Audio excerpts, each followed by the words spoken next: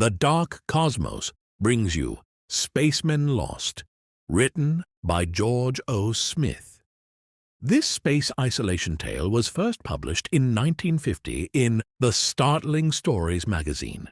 In the depths of space, a catastrophic failure leaves a crew of astronauts stranded, their ship crippled and supplies dwindling. As they fight to survive in the vast cold void, tensions rise and hope fades. Ingenious solutions are their only lifeline. But will their determination and resourcefulness be enough? With every passing moment, the isolation deepens and the stakes grow higher. Can they find a way home before time runs out? Dear cosmonauts, let's begin our sci-fi journey with tonight's narrator, Mark Nelson. Spacemen Lost, Chapter 1.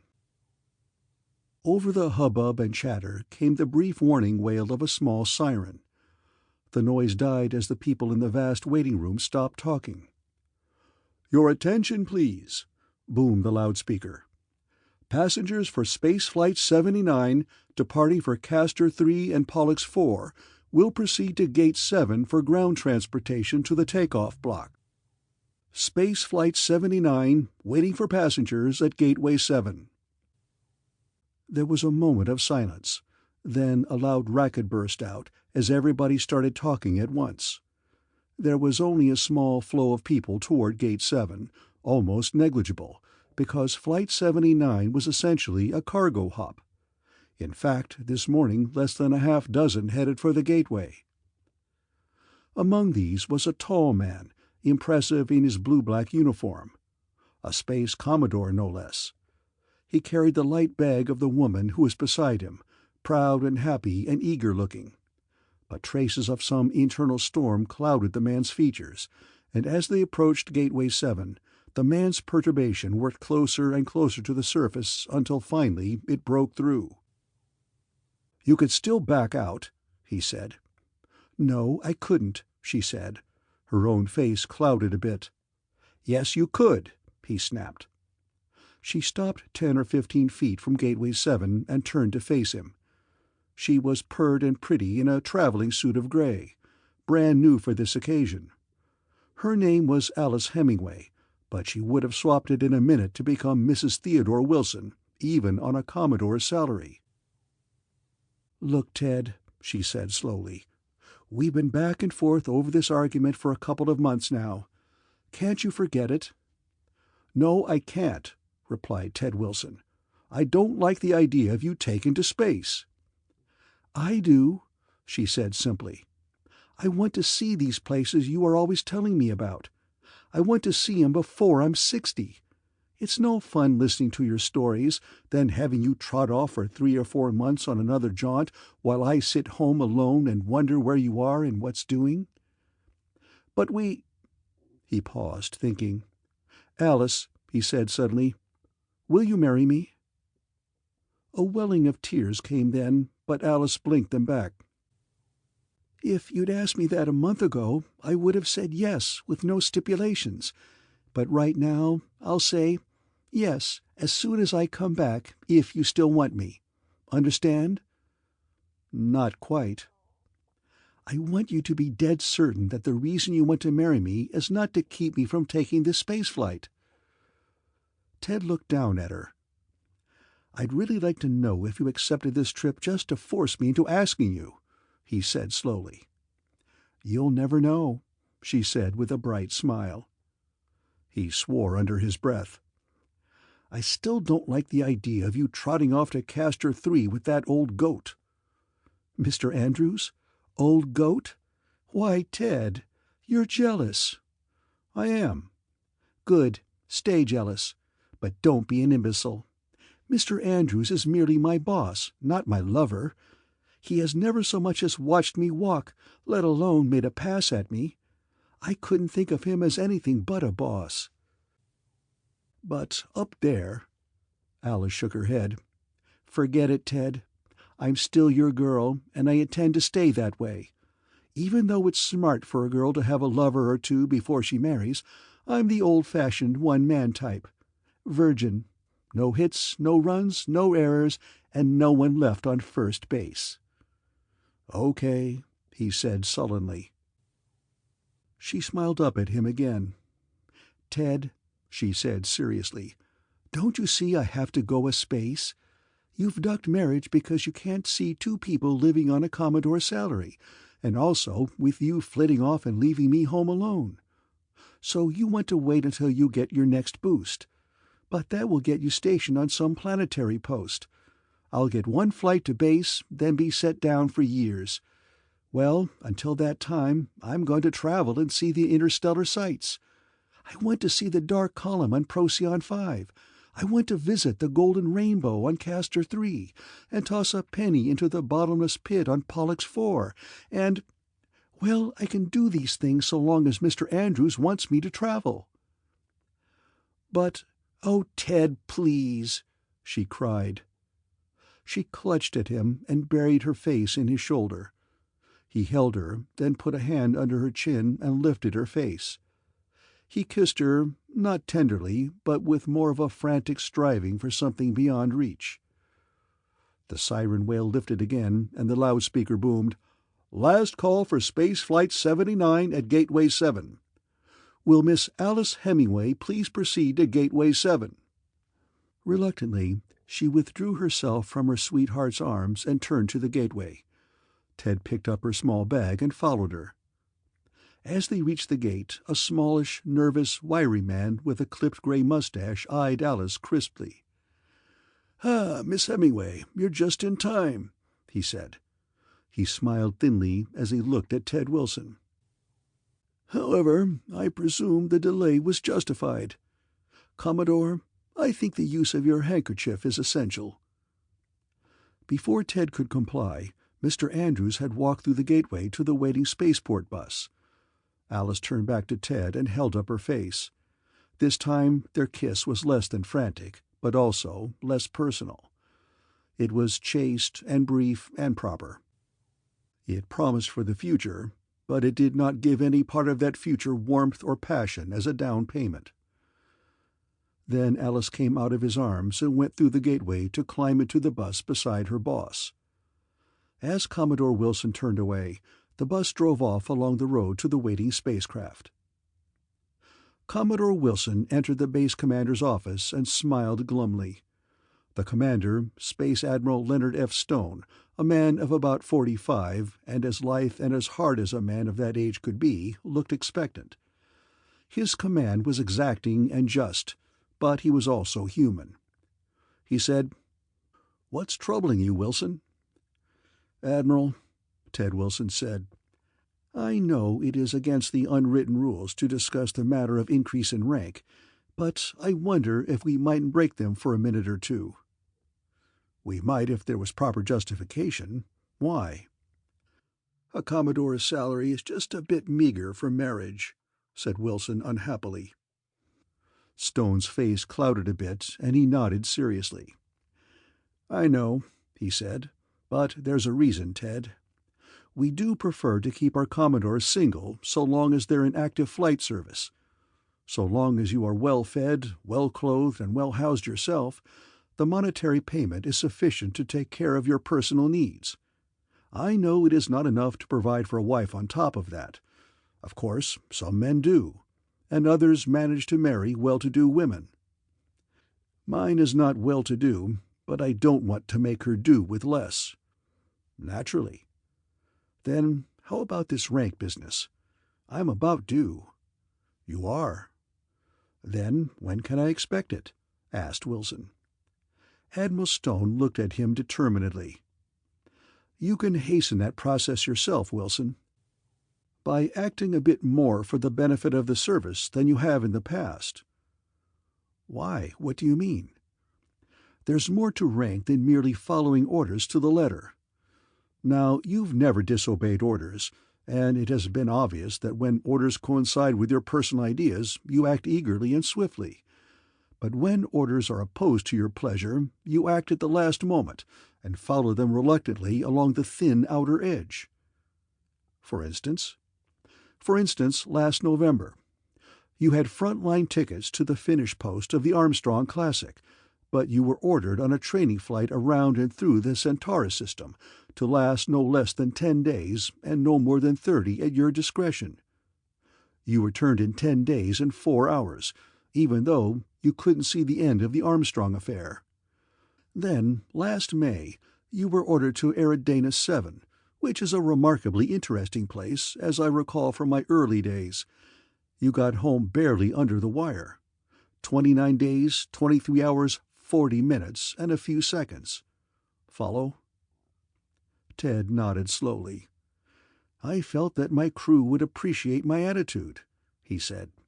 "Certainly, they did, both times.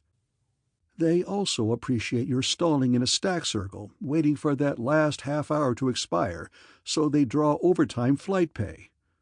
But you've got to remember, Wilson, that we are running the space service for the public weal, not for the benefit of the spacemen. A parent does not bring up a child knowing only the pleasant things of life. A balanced program of work and play is essential. I know that the Centaurian run is no picnic, but it is a fine training for spacemen. Now, that'll be all. I'm not criticizing you, Wilson. I recall doing similar things myself years ago. It does draw a crew closer to their commander when he gives them consideration. But making them work makes them efficient, and they will also love a commander who mixes well his periods of pleasure with hours of hard work. Agree?" "Yes, of course." "Fine," said Admiral Stone. "So, now that you know, we'll watch you for a bit. If you come through, you'll get your increase in rank. And your girl." He smiled. "You're a good Commodore, Wilson, but with a little work and application you could be brilliant. We need brilliant men. Remember that. Goodbye and good luck, Commodore Wilson." His name translated from his native tongue was Vigan Sari. In medieval times he might have been called Sari the Conqueror for his exploits, his conquests. But of course then it was the king, emperor, or Caesar who led his own troops. In these days the ruler sends out men of military might to fight his battles, and Vigan Sari was not a ruler. His position was the equivalent of Space Admiral in the Interstellar Service, and though devoted to his own service, he was only a paid hand. His home was far across the galaxy from Sol and the sprinkling of stellar systems colonized by human beings. Vigan Sari had never met a human. He did not know that this section of the universe had any trace of sentient life. He was just out looking for new worlds to exploit, perhaps to conquer. A new district to colonize, perhaps, or a world of beings advanced at least to the point where the produce and manufacture of his homeland could be sold for metal. Naturally, Vigan Sari explored space at the head of several hundred ultra-fast and ultra-hard-boiled fighting spacecraft. 14 big battle wagons, 2 fighter carriers each providing 100 one-man space attack craft, and 1 hunter, a detecting craft. It was loaded to the Astrodome with every device for locating evidences of anything from advanced races to enemy spacecraft. Sari rode in his flagship, one position ahead of the hunter. And so, when the detecting equipment in the hunter registered that some race in this sector of the galaxy was advanced enough to be using the power of the atomic nucleus, Vigan Sari gave orders for his fleet to spread out in a big, flat dish-like formation, flatwise toward this section of the sky. It came as near to a halt as anything can approach in deep space, and Vigan Sari called a conference. He sat at the head of the table, his 2 second officers at his left and right. They were equal in rank, Regan Nalo and Ferrin Twill. This irked them both, and for a long time they had been striving to rise above one another. But only Vigan Sari knew which was listed in the sealed orders, to be opened only in the case of the death of the Supreme Commander. At the far end of the table sat Linus Brine, commander-mathematician of the Hunter spacecraft. Vigan said, "Linus, what do we know about these people?" Brine thought, then said, "Very little, actually. They use atomic power. They have discovered interstellar flight. They seem to have some interstellar commerce. They use the infrawave bands for communication across space. I would say, offhand, that they may have colonized no more than a dozen planets, and are exploring perhaps a dozen more. I would also guess that their exploration is done by sheer go-out-and-look techniques." "Why do you suggest that?" asked Vigon. "Analogy? Their use of the infrawave is not highly developed. I doubt that they have planet-finding equipment. I have not noticed any attempt to use the infrawave as a detecting and locating means. Only for communication is the infrawave employed by them." "I see. Any more?" "Not at present," said Linus Brine. "We will collect more as our men pick up information and our analyzers compile data." "Keep me posted," ordered Vigon Sari. He sat there in silence, a tall man with a thin face that looked wolfish. His ears were flat and distorted, to the human point of view. His eyes were glittery bright, having that shiny cornea characteristic of the nocturnal animal of Terra. He had 6 stubby strong fingers on each hand, and a long double-jointed thumb. Each hand had 2 palms, fore and back, so that the fingers could curl either inward or outward. His elbows were double, one bent in or locked straight, the other bent out or locked straight as he moved. Vigon stared at the ceiling, lost in thought. His eyes, roaming independently, gave his features a bizarre look which his own race thought was quite natural. Finally he said, "Has anybody any suggestions?" Regan Nalo said, "I say we attack as soon as we know more about them." He felt confident. He believed that his admiral enjoyed swift and decisive action, and by suggesting it he hoped to show that his thoughts ran in the same channels as those of his commander. Farron Twill said, "It might be better to make allies of them rather than enemies." Twill held the notion that Vigon Sari's main motivation was to build and expand in the easiest and most profitable manner, and he felt that careful negotiations might pay off better than invasion and strong conquest. But in truth, Vigon Sari himself did not know which course to take. He was not above the use of force if force were needed, nor was he against the idea of peaceful negotiation, even the formation of an alliance. Which course he would take depended entirely upon what sort of culture this was, how the people reacted, and what they favored. For such knowledge he would rely on data collected by Linus Brine and analyzed by the mathematician's vast bank of computers. Regan Nalo grunted in a superior tone. "They sound like an inferior race. Inept and primitive. Let's not waste time." Farron Twill shook his head. "You want to barge in there with the projectors flaming and conquer them by force. That would be easy, but would it leave enough to make the conquest economically sound? Can you sell anything to mice?" Farron Twill grinned. "Cheese," he suggested. "Besides, an angry gang of rats can do in an elephant, you know."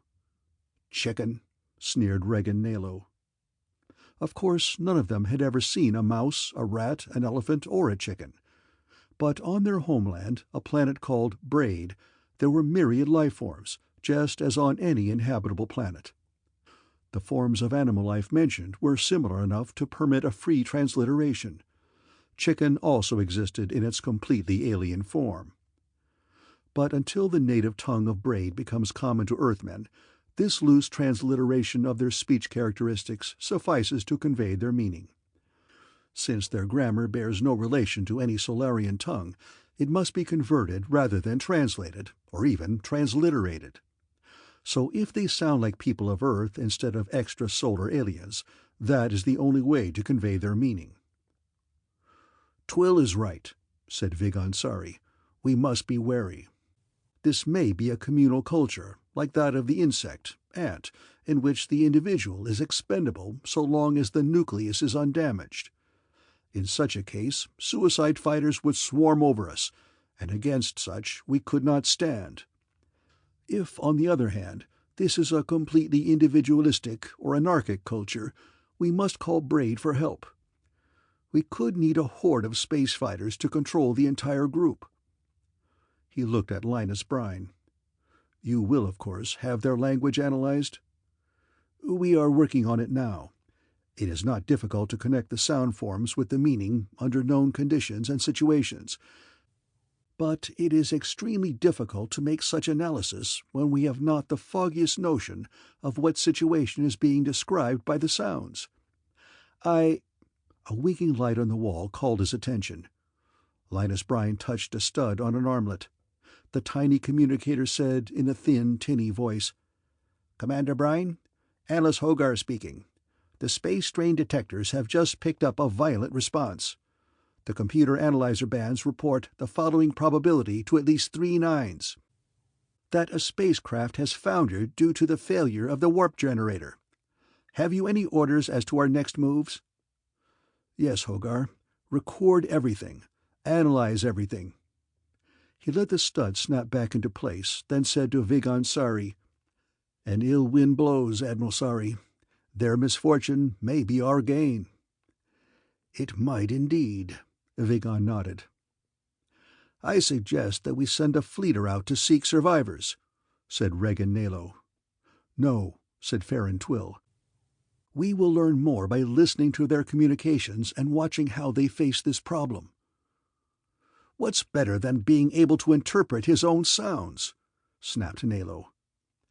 "Taking a little longer by doing it ourselves, and not giving them any warning that there stands another intelligent race not far offside. Why forearm them?"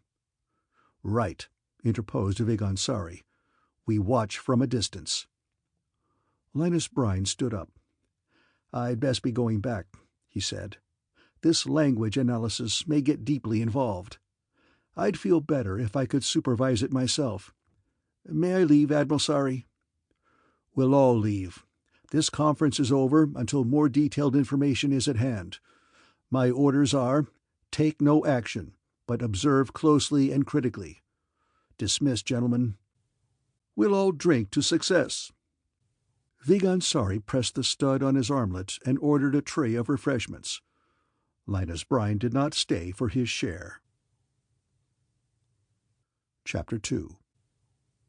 Space Flight 79 took off, lifted on schedule by pilot Jock Norton. Norton was a big man, rather on the lazy side, but a good pilot. If he had had any ambition at all, he would have owned his spacecraft, maybe a string of several, instead of being a paid space jockey. But Jock Norton lacked the drive, or perhaps had never seen anything he actually wanted. He was a love-'em-and-leave-'em kind of guy who spent everything he earned on good times and luxuries. He spent no time seeking out the better payloads as other pilots did, and so did not collect any of the fancy commissions for being a good businessman. He had gravitated to a standard contract type of job, and with this he was satisfied. His cargoes were invariably bid-basis job lots, instead of valuable merchandise with a delivery factor. He ran mail loads mostly, mail that could not, for legal reasons, be microfilmed, transmitted by Fasci wave, or recomposed by infrawave at the receiving end. Legal contracts, documents, and the like, the one and only original of which must bear the bona fide signatures of both parties. Norton took the spacecraft up, fired the warp generator, and headed for Castor 3 at about 40 parsecs per hour. Then, with the control room on the full automatic, he went down to the salon, because it had been a couple of months of Sunday since he had been pilot host to anyone as young and attractive as Miss Alice Hemingway. Most of his passengers had been businessmen. The few women had been wives of such businessmen, a bit on the dowager side, and therefore more boring than interesting. But Miss Alice Hemingway was interesting. Not that Jock Norton favored her ash-blonde and dark-eyed attractiveness more than he would have admired a redhead or an olive-skinned brunette. He favored all women under 30 who were properly rounded here and there, especially there, who had clear-skinned faces with regular features. That Alice Hemingway, secretary, was traveling with her boss made her even more interesting. Norton had cased Mr. Charles Andrews carefully and put him down as a Napoleon type, peppery and active, and probably well-to-do, but not personally attractive to the opposite sex.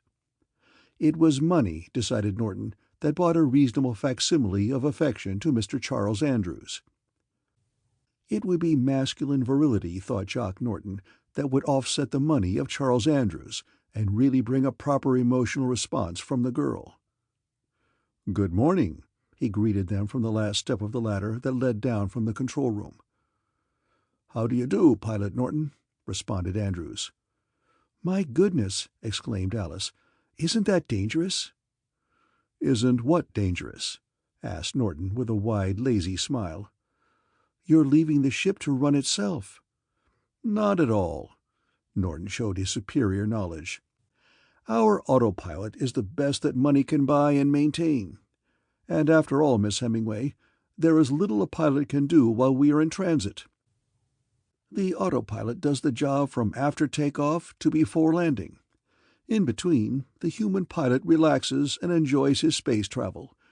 So, may I build you a cocktail? Or maybe you'd prefer a highball." "At this hour in the morning?" Norton laughed and inspected his watch. "I admit that it is 10 o'clock by Chicago time, but it is past midnight on Polaris II at Minerva Town.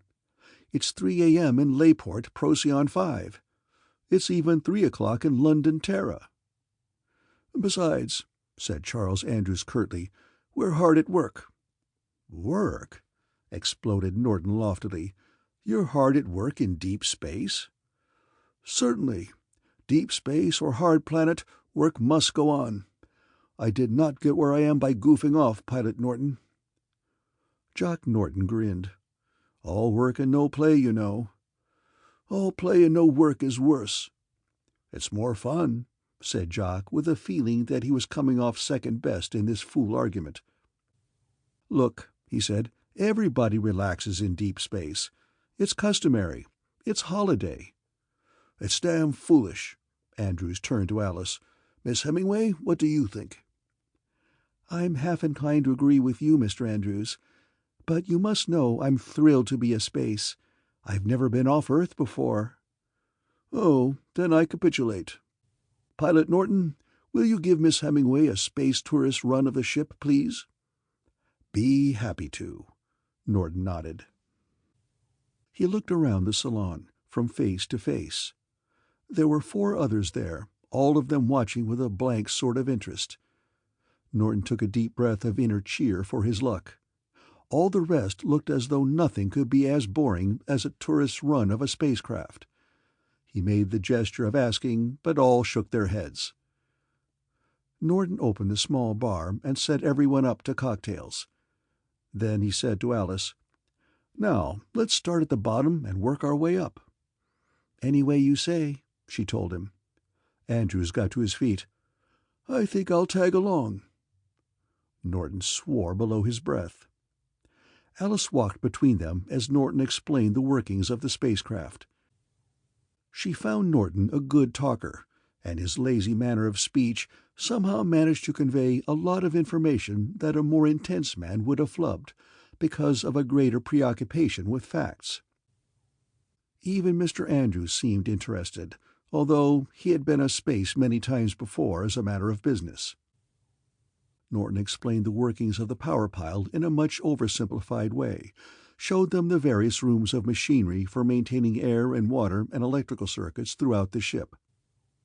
As he had suggested, they started at the bottom, looking out through the below hatch at the hull of the ship, where the misty blue corona flared down and back from the 8 tubular drivers that thrust their blunt cylindrical noses down in a large circle surrounding the after viewport.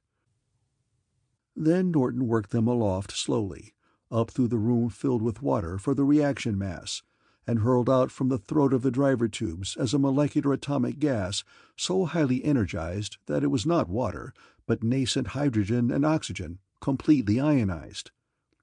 The coronal flare below, he explained, was the recombination of the nuclei with their electrons in shells, and the partial recompositions of the gases into water. He showed them the warp generator that created the extra space field around the ship, nullifying every physical attribute of matter. Neither mass nor inertia remained, so that the thrust of the flare had no resistance against which to exert its force, resulting in a drive that violated the Einstein equations. Forward velocity reached terminal when the interstellar matter provided a tenuous medium against which the velocity of the ship found resistance. He showed them the magnetic mass detector that protected them against meteors, and explained that while the thing was primitive, it was the best that mankind had. The infrawave was hopeless because it had an instantaneous velocity of propagation and was also non-directional, and therefore neither direction finding nor ranging could be accomplished with the infrawave. But the magnetic mass detector was not as hopeless as it looked.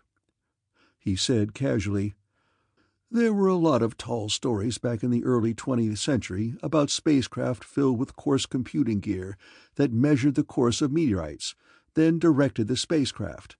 A more practical study of any such device shows that any extraneous object that does not change its aspect angle is necessarily on a collision course.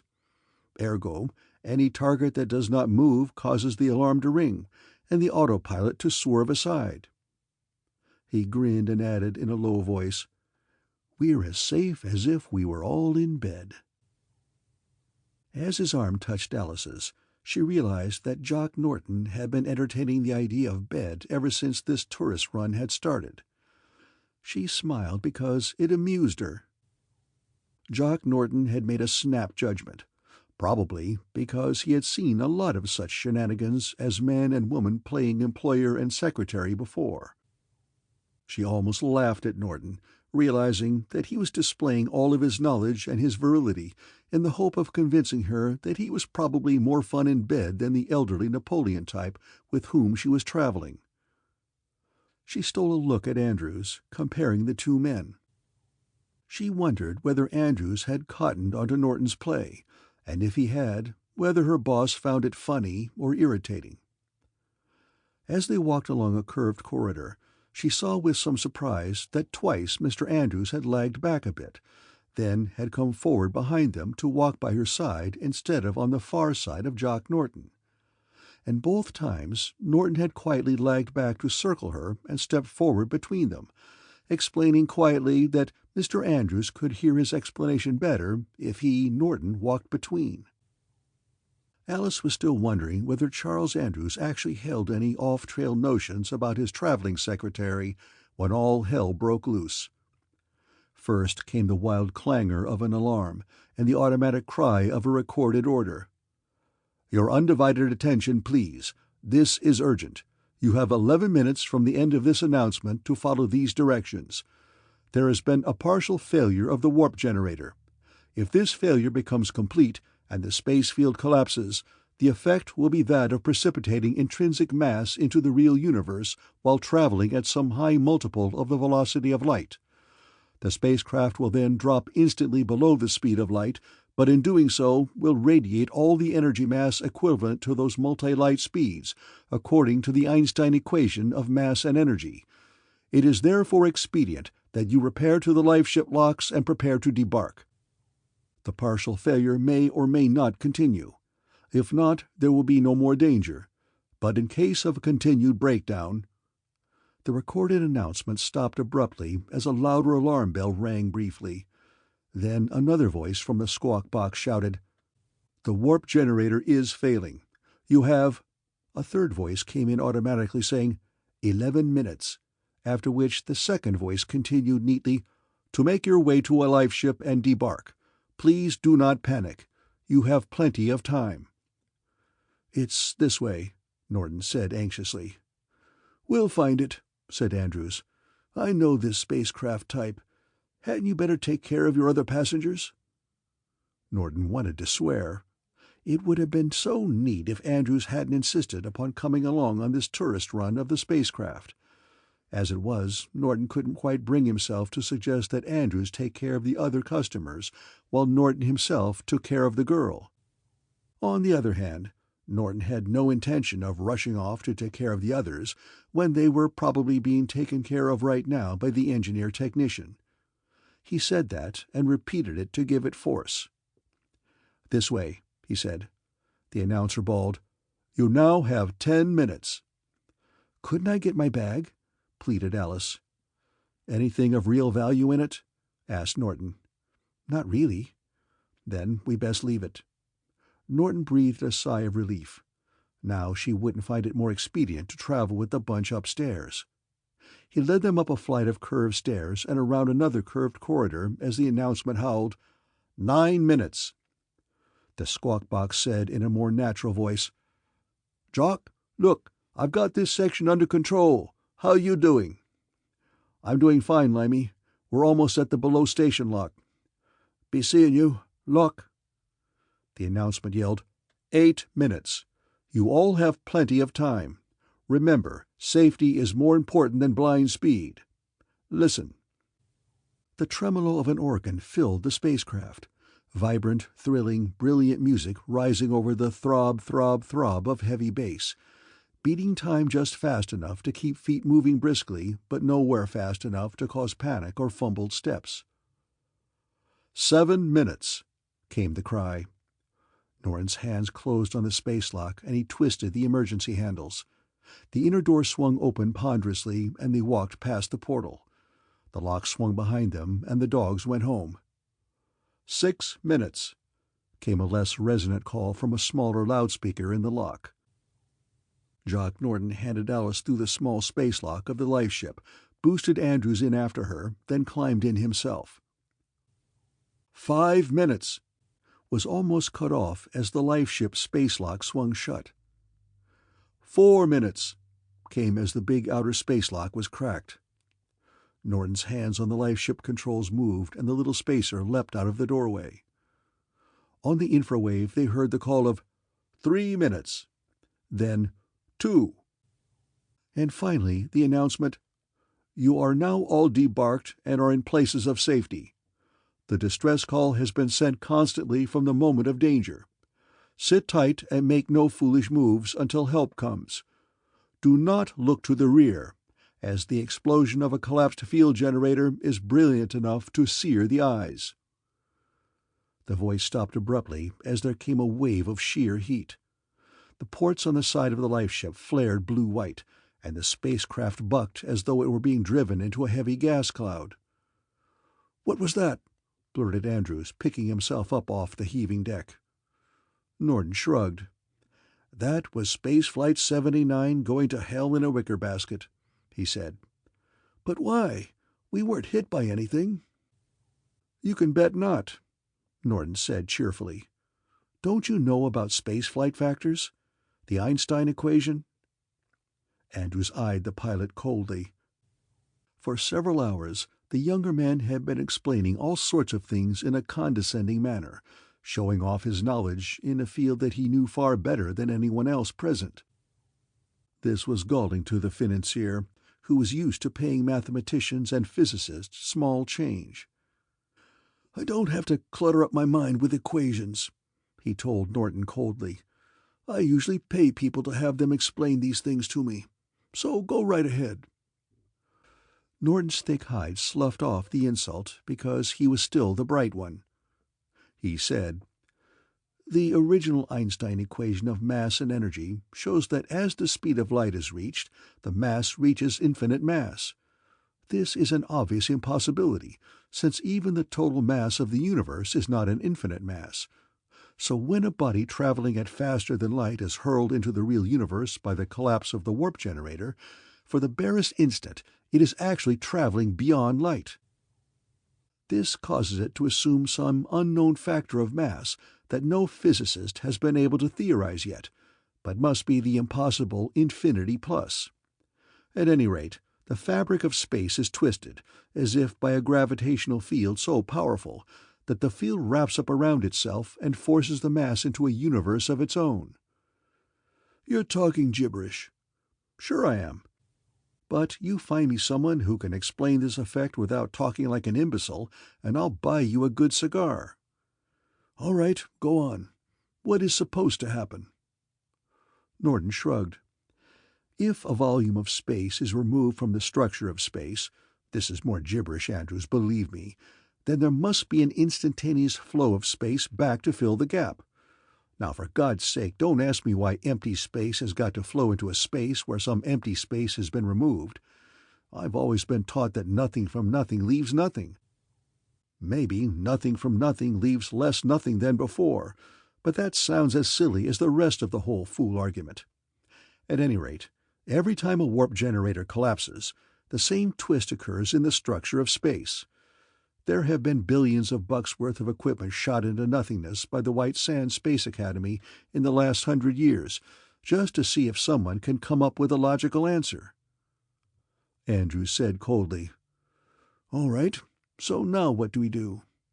"We sit it out," Norton said cheerfully. "Doing what?" "Decelerating to a velocity below light. We still have our ship's intrinsic to get rid of, you know." "Why don't we keep on?"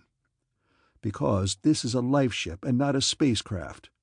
We have only enough space power to pull ourselves down safely, with some reserve, and then we use the reserve to emit our distress call. Cheer up. We got off safely. This will be a breeze." "It will? And why are you so happy about it?" Jock Norton smiled, then said the one thing that removed all and any chance of Alice Hemingway ever looking upon him as a desirable character, virile or not. "Spaceman's insurance," he said. "For a space wreck, 1,000 cold clams. For debarking with every passenger within a reasonable distance of my position at the time of distress, an award of 1,000 more frog skins each. This is not so much an insurance award as it is a reward incentive for a spaceman to do the right and proper thing. Then, for every lonely hour adrift in deep space, from the time of distress until we are collected safely, 100 fish. This should add up to a neat sum by the time we are picked up. Tommy Walton and Joe Lake drifted for 8 hours and collected. Sure, we're sitting pretty, and we'll be rescued in due time. So let's settle down and take it easy." Andrews said, "I suppose you've spent half of your time a-space hoping for some disaster so you could collect a neat pile." "Not quite that bad. This is likely to be sure rough before we're collected, but it does pay off. So let's relax, huh?" Alice was breathing a silent prayer to Commodore Wilson that he make it a quick run. She was sick and tired of spacing already. Admiral Stone said, "These are your orders, Wilson. You are to take your squadron out to Cube XZ 5019, District 47. You'll have to comb it inch by inch." "I'll comb it millimeter by millimeter," asserted Wilson. "Miss Hemingway was on that spacer." "Don't do anything foolish," warned the Space Admiral. "Just remember that you're a flight commodore and not a full squadron commander yet. You have your orders." "I have, and I'll bring them back. Both life ship loads." "Then get going. Remember that every hour decreases their chances of a safe rescue." "Luck, Wilson. Spaceman's luck." "Correct, Admiral Stone." Less than a quarter-hour later, Ted Wilson's flight of 25 swift light spacecraft went barreling up out of Chicago Spaceport and into that region of the sky called Gemini. Vigon Sari sat in the main control cabin of the Hunter spacecraft, quietly waiting for Linus Brine to finish some involved equations and logic symbols. When the long string of symbols had come to what looked like a satisfactory conclusion, Brine looked up. "Any success?" "Oh, yes, indeed," Brine nodded. "Of course, our interpretations of their speech is only symbolic at this point. But this much we know. This series of sounds—" He snapped a switch on the side of his desk, and a wall speaker delivered a series of what sounded to them like sheer gibberish. "Connotates as follows. Voice A has called for contact with any receiving station. Voice B has responded, informing A that he is ready to receive. Voice A then delivers a running account of the disaster, delivering his computed position, vector of travel, and space coordinates. I have untangled some of their tongue." Brine replayed the recording and stopped it after the first passage. He parroted the gibberish. "Space Flight 79 calling distress." "That, Vigon, is interpreted in our tongue as identification number so-and-so calling to announce disaster." He let the recording run a bit, then said, again parroting the gibberish, "Chicago Spaceport. Interstellar service to Spaceflight 79. We read you 5 by 5. Go ahead. What is your distress?" We interpret the reply as, "Base of Operations has received your distress call. Please elucidate." What follows defies identification, Admiral Sari. Until we can meet one of these people and learn more of their physiognomy, we cannot hope to unravel their numerical system. Damn it, we don't even know how many fingers they have. Or, suggested Sari dryly, whether they might have stopped counting on their hands. Indeed. Linus Brine nodded thoughtfully. However, not long after the reception of this distress signal, the entire infrawave band seemed to fill up with all sorts of signals, all of them repeating the sounds that we assume are the space coordinates of this foundered spacecraft. Indicating that this is not a completely anarchistic or communal insect-type culture. The individual is important. I would say so. Regan Nalo smiled. It would have been an odd-looking facial grimace to an Earthman, for it turned the corners of his pencil-thin lips down and furrowed the skin of his head between the gleaming eyes and the low, ragged hairline. Vigan Sari said, "What do you find so amusing?" Regan replied, "If they are individually important, then the culture finds the individual important, as opposed to the insect type, which wouldn't mind losing a few billions, so long as the inner hive is intact, or the anarchistic culture where the loss of a unit is not even noticed, because every one of them is so preoccupied with his own affairs that he can take no time to consider the next man." Right, so what? I say, let's hit 'em while they're all occupied in tracking down the survivors of this wreck. Farron Twill grunted sourly. Ever try to interfere with a dog and her pups? You get bitten whether you mean good or ill. If you care for my opinion, you'll... Or do you give a damn? Go ahead. I say we just slide in there quietly and collect the life ships. Then later we can go in boldly and establish our superior position. Regan Nalo shook his head superciliously. I say we should hit 'em with all we've got and establish our physical superiority. Look, Farron, either way, this gang of subhumans is going to end up in some form of servitude to us. Let's make it the quick and dirty way and save manpower. Besides, what can they possibly have that we want? Twill shrugged. Any subject race is a good market. Nalo laughed. I'd rather shove it down their throats by taxation. Then we'd collect without having to give them a string of uranium beads for exchange. Farron Twill asked Vigan Sari for his opinion. Vigan said, without changing expression, "There are races that will not abide the idea of collaboration, and there are races that either revolt or die under any superior government. It has been my life work to expand the Bradian culture, one way and another, across the galaxy. When we finish with this problem here, another world, in this case another series of colonized worlds, will enter one of the forms of economic relationships with Braid. Whether we blast in and smash them, or ooze in and coerce them quietly, take them over, or hail them as an ally." "Ally?" roared Regan Nalo scornfully. "This bunch of primitives who haven't even got an infrawave detector?" "Ally?" snarled Farron Twill disgustedly. "This people who cannot protect their spacecraft from warp failure?" Vigan Sari held up his doubly prehensile hand. "Either of you may be right," he said, "but remember that we do have time. So we'll wait until we know more about their basic character before we take any course. Go consult Linus Brine. Watch his computations and his evaluations. Come back when you have more complete data for your own evaluation." Nalo and Twill left together. Vigan Sari called Brine on the ultra-infrawave. "Linus, my headstrong youths are coming over to look at your data. Like any other kids, they know everything, but damn it, like a lot of kids, one of them may be right. Maybe I'm overcautious. So give them all the data you have and let them evaluate it. I'll happily pin a medal on one of them if he's right and I'm wrong. Okay?" Linus Brine agreed. Chapter 3. Under the temporary command of Commodore Theodore Wilson, the space squadron sped out into the uncharted wastes of the sky on the true line toward Castor.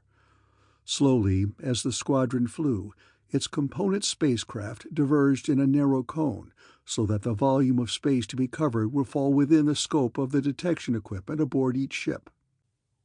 Computers flicked complex functions and variables of the laws of probability, and came up with a long series of and or if results.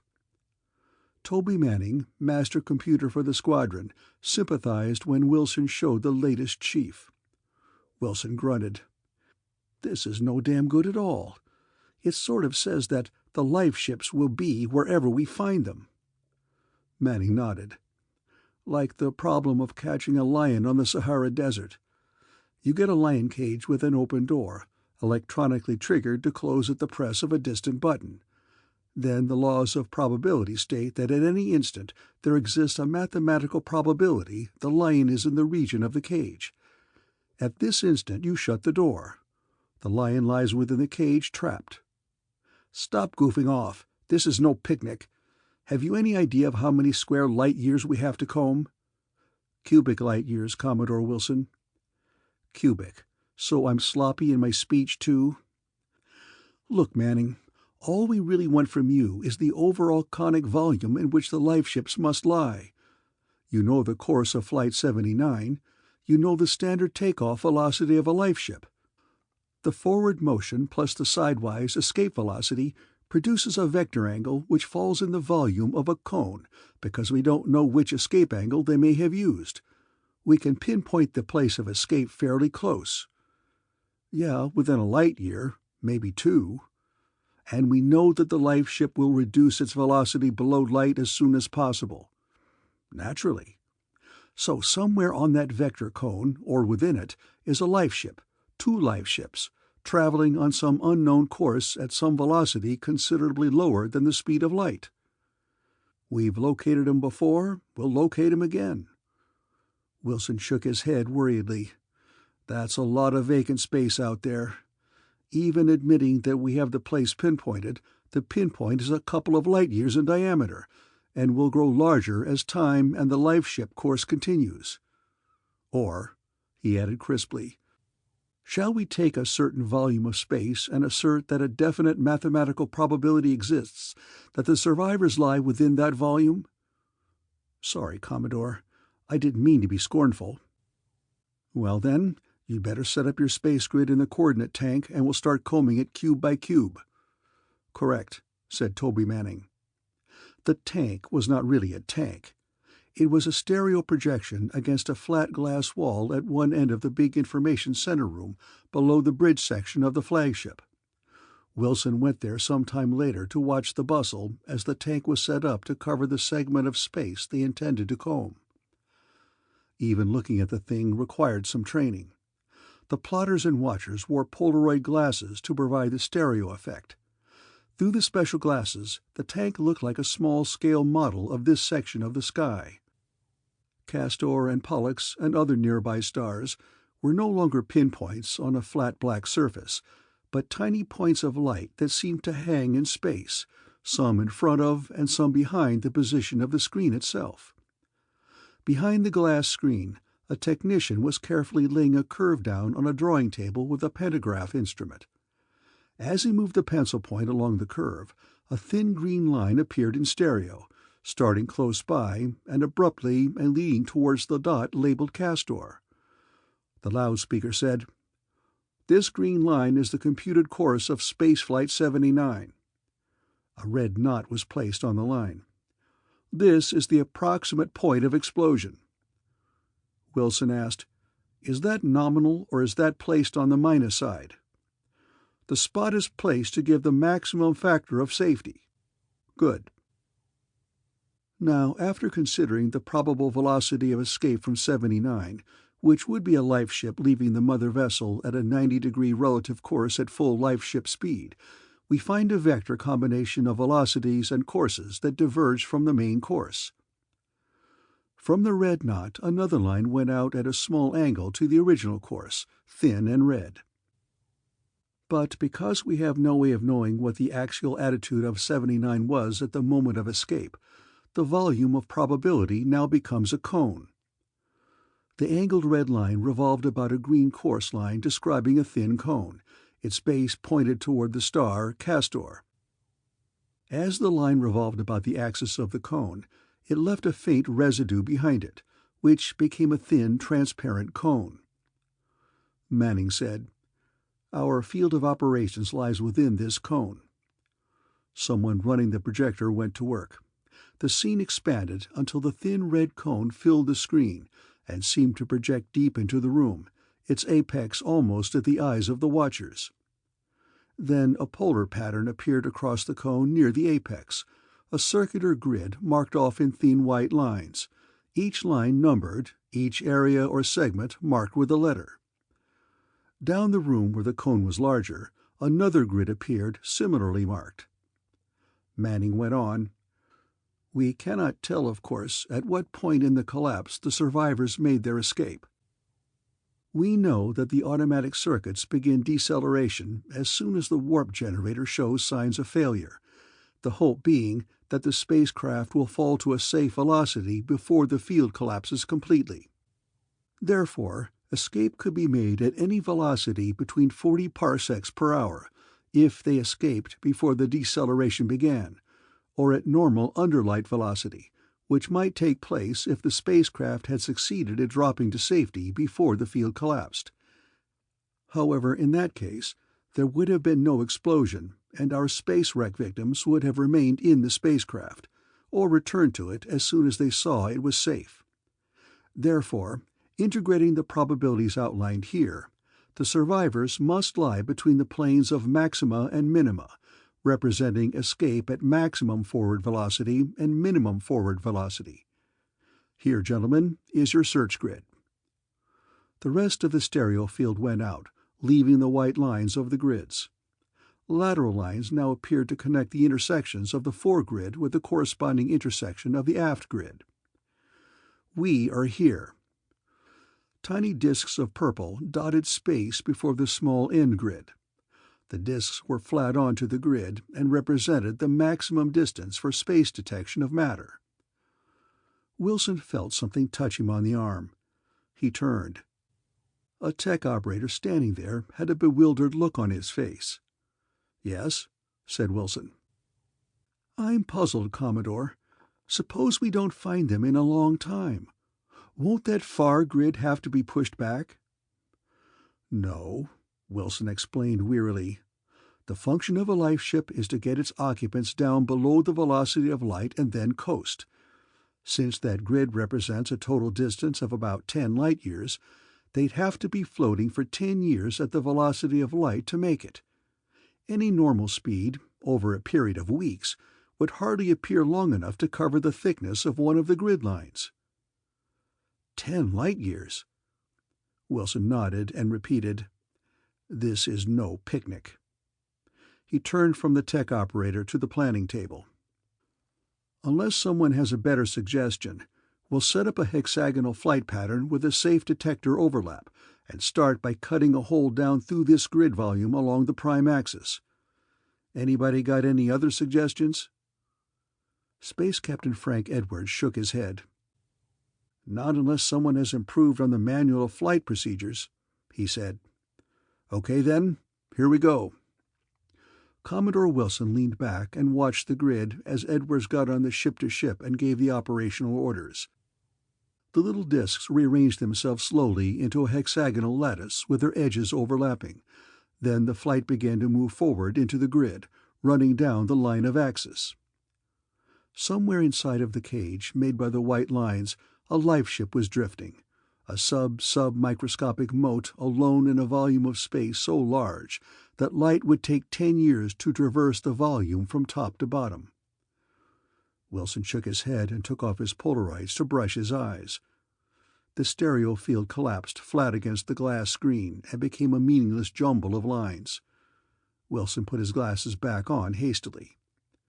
Captain Edwards said softly, "Take it easy, Ted. We'll find her." Wilson nodded. "I know, but I can't help thinking how rough it must be." "Why?" "To take her first space flight and get involved in a blow-up." "It will be an experience she'll never forget, but it shouldn't be too hard on her. It isn't as though she were completely alone, you know." "No, I suppose not." "She probably got out with anywhere from 2 to 8 others. A lot of those were, well, not real spacemen, but at least they were regular space trippers. A detector alarm rang, and everybody jumped to the alert. Edwards barked an order, and one of the flight techs started off toward the launching deck. There was no point in stopping the whole flight, for any detection of matter would be investigated by one-man scooters. If a life ship should be found, an infrawave call would bring the search flight hurrying back. This was not it. The flight tech reported a small clutter of pebbles and frozen gas, probably a comet on its long, cold, dead swing near aphelion. And the search went on. Charles Andrews snorted angrily and growled, "It's damned inefficient, that's all I have to say." Pilot Jock Norton shrugged. "We're alive." "But why can't we pack on some power and get going somewhere?" "Because this is a life ship and not an interstellar spacecraft. I told you that before. Do you expect a life ship to be as big as the carrier?" "Don't be an imbecile." Norton towered over Andrews. "Don't be too bright, Andrews. Ships don't founder once in a green-striped moon. The function of a life ship is to protect the customers until help can arrive. Our storage bank held enough quick power to counteract the speed of the life ship with a safety factor. We've a small accumulator cell for temporary storage. It ain't pheasant under glass and brandy, but we'll neither starve nor die of asphyxiation. We're alive and healthy, so just wait it out. I told you that, too." "I don't like it." "Do I sound as though I did?" "You seem to," Alice said reproachfully. Norton gave her a bland smile. "I didn't intend to imply that I was in love with this clambake. Sure, it's a rough situation, but there's little point in looking at the black side." "How long will this take?" she asked. "Maybe a couple of days," he said easily. "Maybe as long as a week. Maybe even more. But we'll be all right." "At $100 per hour," sneered Andrews. "It ain't hay." Andrews pulled a long pale cigar out and lit it with a flourish. "Norton, tell you what I think of $100 per hour. I'll take that week you mentioned as an outside limit, and if you can do something to get us home before that date, I'll pay you $1,000 for every hour under that week." "Nuts," Andrews said firmly. "Miss Hemingway, witness this, please. Do something brilliant right this moment, Norton, and you'll collect 7 times 24 times $1,000. Now that's what I call not hay." Norton growled angrily. "If there was anything I could do, I'd take you up on that." "There probably is, if you'd only try to think."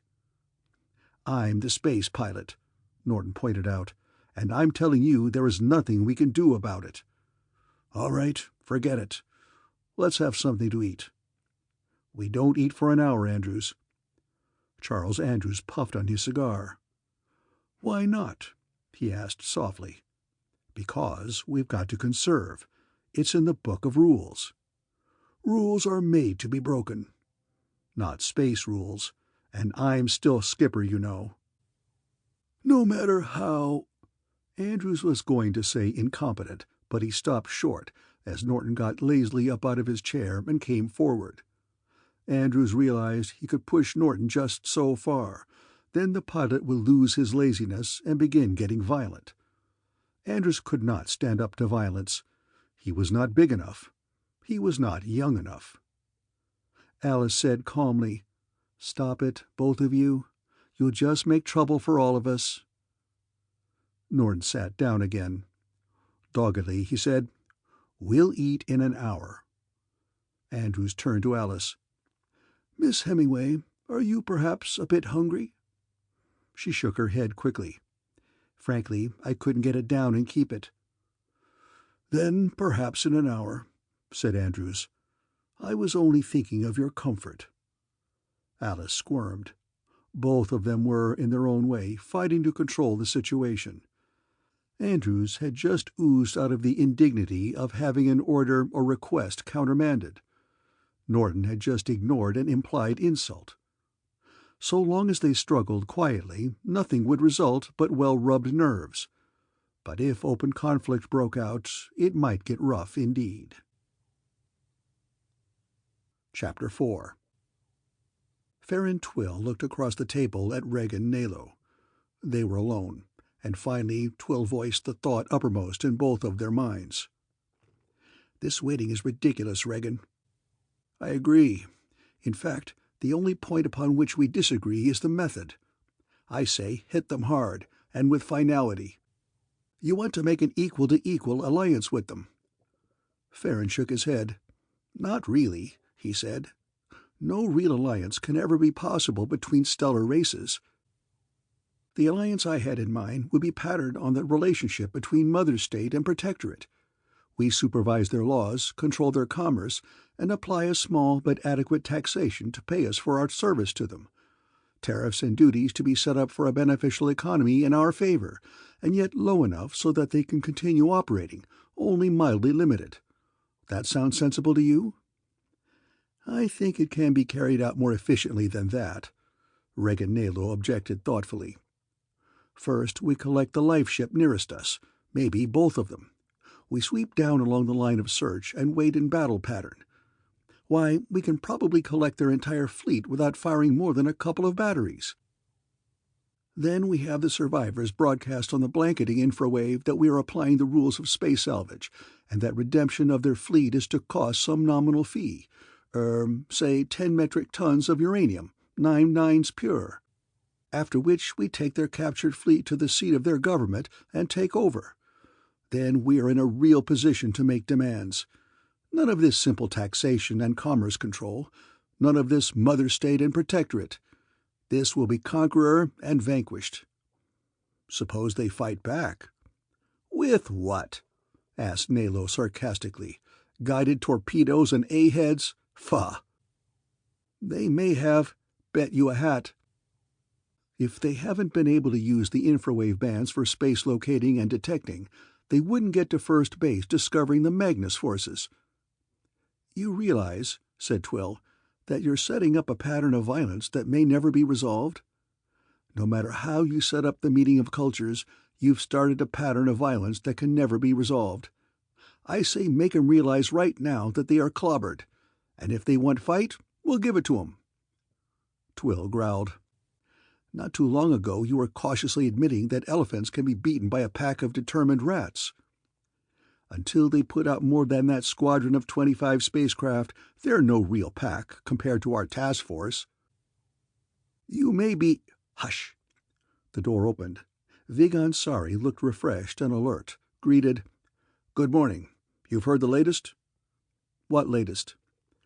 "We've probably located the destination star. From one of the large stars along the flight path of the original spacecraft, there has formed a second search squadron of 25 spacecraft. The infrawaves are filled with calls back and forth coordinating the search pattern." "How are they doing?" "Depends," replied Vigan Sari with a grin. "Poorly if you mean that their success looks imminent, but excellently if you mean their technique. They're really covering space like a blanket, slice by slice. But they started on the wrong slice." Vigan's armlet buzzed tinnily, and he said, "Yes, go ahead." "This is Linus Brine. We have more of their language analogued." "I'll be right over."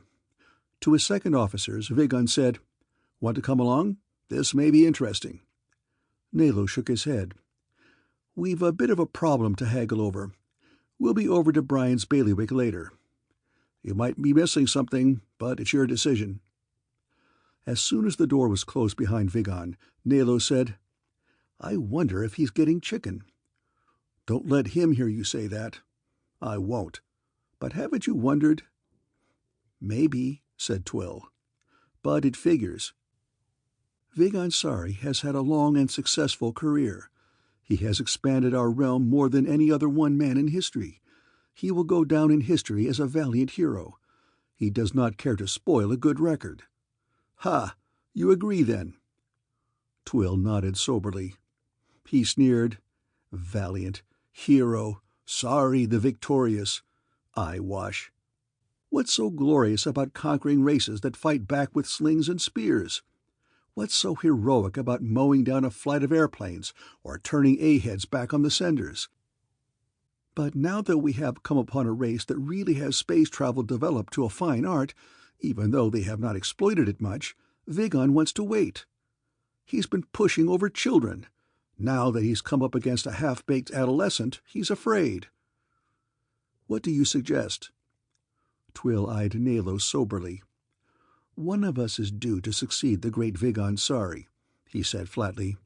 "It may be you and it may be me. It will, however, be the one who decides properly how to handle this race." "All right, then," Nalo grunted. "But it may be neither of us." He scowled. "Unless you or I can talk the venerable gentleman into action at once." "Right. Let's get started." Nalo grinned. "I hope you won't mind working as my second officer, Farron." "You should see the day, Regan. I'll have you reporting to me before we get home." But beneath the banter was an undertone of dead seriousness. Commodore Ted Wilson eyed the search grid unhappily. Out of the center, one thin hexagonal hole had been taken. It left such a lot of space to be combed. The infrawave receiver in the information center was alive and chattering with data and information and orders. Finally came a call for Wilson from Flight Commander Hugh Weston from Castor. "Weston here, Ted. How's it coming?" "We've completed our first crossing. Nothing but a comet and a rather insignificant gas cloud." "We're approaching you. Any suggestions?" "Let's make contact and carry this out together instead of running at cross purposes." "Meaning?" "No independent searching." "I think you're wrong," said Weston. "But we can do a better job of coverage if we combine all forces into one big comb." "We could," replied Weston. "But do you realize that you'll probably leave huge holes in your search grid?" "That's the point. I know we will. After about the fourth pass, we'll not be too sure of where we are. God, how I wish we had some method of pinpointing this absolute nothing. I wish the infrawave could be used as detecting and ranging. Make that double. But since we haven't got it, I suggest that we form behind you. There'll be a third squadron from Pollux as soon as Wally Wainwright can get into space with his gang. I expect there'll be more, too. We'll need 'em all. Out in this featureless void, we don't really know where we are to any degree of accuracy. At least not the kind of accuracy needed to find a thing as small as a spacecraft." "Life ship." "Life ship, spacecraft, both god-awful minute when lost in a few cubic light-years of space." "I still say we should combine." "I still think you should clean out one channel and let us take the next." "Can't see it, Weston." "Okay, Ted, you're running this exercise. You're the boss. We combine. We'll meet you where you are and reform before we make the return pass, right?" "Right, Hugh." "I don't want to argue, but our master computer feels we've a better chance at the laws of probability if we all comb along the same line than if each takes a different course and we try to correlate our positions by sheer stellar astrogation." Poised in space, Wilson and his squadron waited. While they waited, the astrotechs made star sightings, and the computer mulled over their readings and delivered opinions of several probable enclosures of position. These volumes were horribly vast compared with the mote of a spacecraft. They were spherical, indicating the margin of error in precision pinpointing their position in deep space. And as the astrotechs delivered more and more angle sightings on the known stars, the computer delivered smaller and smaller enclosures as their true position. The problem was a matter of parallax, a matter of angular measurement against the more distant or fixed stars. Now, it may seem an easy job to measure the angle of a star with respect to another star, but it must be remembered that the parallax of the nearest stars, as measured across the orbit of the Earth, is a matter of seconds of arc. Parallax is not measured directly with a protractor. It is measured by comparing the position of the star on a plate against a similar photograph taken 6 months ago, using the fixed stars as the frame of reference.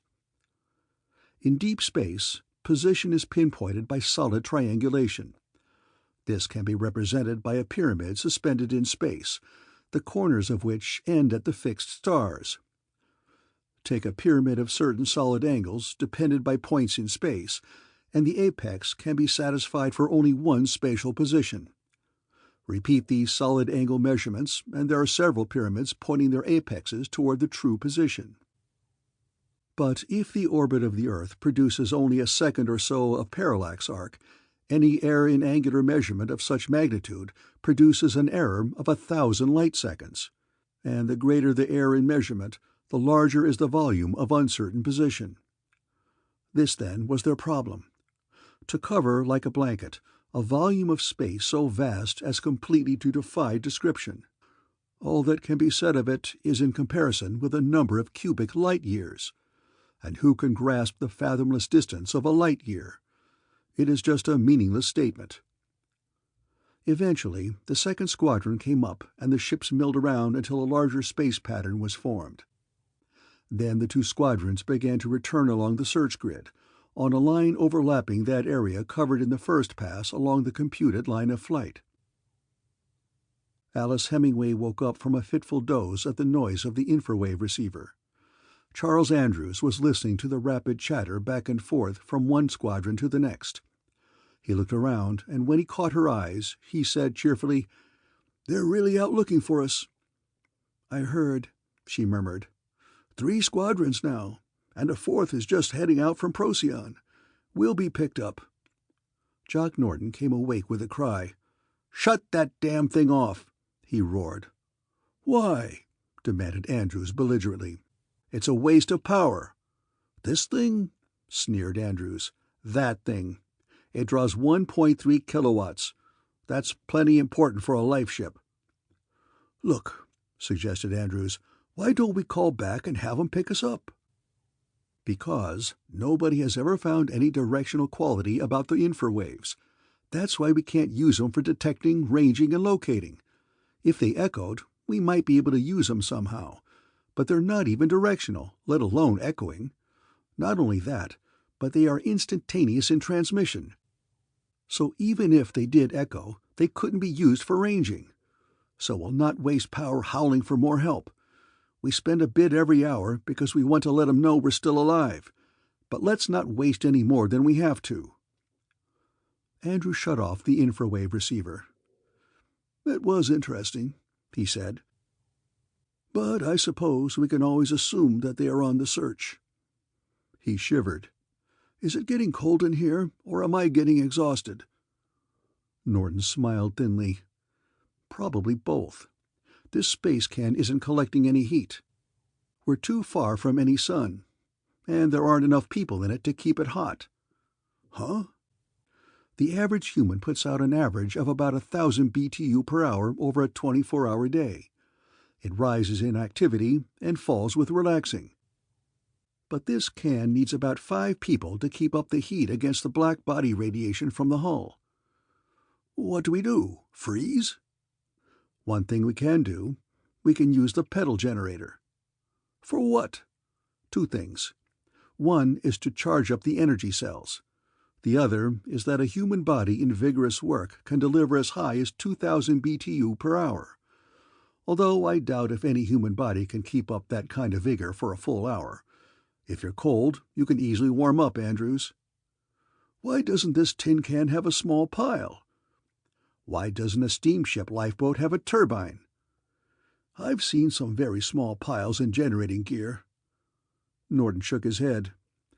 "A life ship is aimed at providing the maximum protection for a maximum number of people under a minimum of luxury. Stop whining. We're still alive, I keep telling you." "At," sneered Andrews, $100 an hour." Are you going to argue, or do you want to try some vigor for that bad temper of yours?" "We've got some power left over from the bank," suggested Andrews. "Let's use that." "Not on your life. That's reserve. Sooner or later we're going to use it for radio pulses." "Radio pulses?" "For fine control direction finding and locating." Andrews snorted. "How are they going to pick up radio pulses when they're going 30 or 40 parsecs an hour?" "They use gravitic mass detectors. As soon as someone gets a register, they send one of the scouts out to drop below light and listen for radio pulses. If he hears any, then the whole search squadron stops and starts really to comb the neighborhood with radar." Andrews shivered again. "I'll try that generator," he said. "Could we peddle enough juice to run the drivers?" Norton laughed. "Sure. Like you could row a battleship with a rusty broom handle. Have you got the remotest idea of how far we are from anything?" "No. Neither have I." "All right. Where's your damned exercising machine?" "Below. I'll show you. I want to cut the paragrav generator by half, anyway." "Paragrav?" "Pseudogravity," said Norton crisply. "You've noticed there's still an up and down? That's it. But the damn thing radiates heat like mad, along with producing its gravitic field. I want to conserve all the heat we can. With a full complement of survivors, this space can stay more than comfortably warm, but with only 3, it radiates more than is comfortable. Come on, Andrews. I'll show you this crate, too." Alice felt the gravitic pull diminish, and then Norton was back in the main room of the life ship. He came over and sat down beside her. "Cold, kid?" Alice shivered. "Just a little. Is this going to get worse?" "Probably, but not too much. If we all exercise heavily, keep the pedal generator going, and eat heartily, we'll not fight to losing a battle against radiation." She shivered again. Jock put a large but gentle hand on her shoulder. "Let me warm you a bit," he said softly. Alice looked at him cynically. "I'm not that cold," she told him.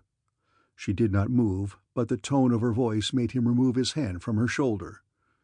He smiled at her. "You're likely to be eventually." "Maybe, but there are blankets, and I'm not above taking a turn on that pedal generator myself, you know." "It's no job for a woman, Alice." She sniffed contemptuously. "This is no place for woman or man," she said. "But I can pull my own weight, Mr. Norton." "You're a solid character," he said. "I've always thought so." "This is going to get rougher, Alice. Can't we be a little more friendly?" "Meaning what?" she snapped icily. "Meaning only that you deserve better than that Napoleon type down there."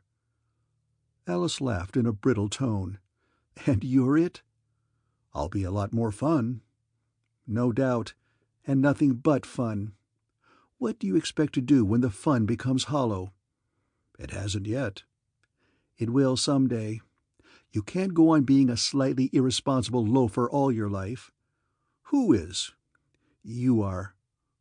"Look," said Jock Norton angrily, "I'm still running this life ship the way it's supposed to be run." "At 100 an hour." "Maybe so. But let me ask you, which one of us would you rather have around right now? The trained spaceman or the captain of industry?" "That's a fool question," said Alice. "Loaded to the gills. You know the answer to that. But once we get back home, then?"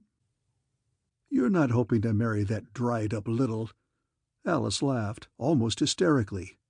"This will kill you, but until you assumed that I was sleeping with him as well as taking his dictation, I hadn't really looked upon Charles Andrews as anything but an employer. Sure, he's male. So is my Uncle Ned, my brother, and my nephew. Not to mention my father and grandfather. But Mr. Andrews is not my idea of a lover." Jock Norton nodded soberly.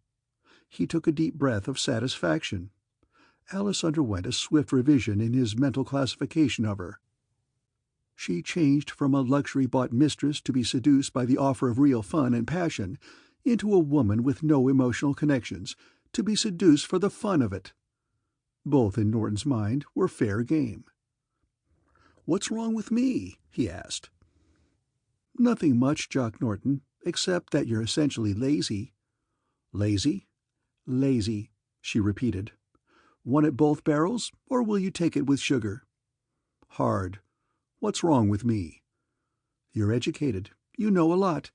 You've explained things that neither Mr. Andrews nor I had ever dreamed of, let alone understood. You know your way around spacecraft, know a lot of the basic sciences. Not that you'd ever be a scientist, but you're bright enough to grasp the idea and make it work. But what do you do about it? You jockey a spacer instead of digging in and making it pay off. You look for the easy way out instead of working for it." Alice looked up at him sharply to see how he was taking it, and then she added, "You have the only brain present that has the mental right to stand up and direct operations. Instead, you argue and backstep." Harshly, he said, "What would you have me do? Take a swing at Napoleon when he sits on those short hind legs of his and objects or demands?" "I don't know.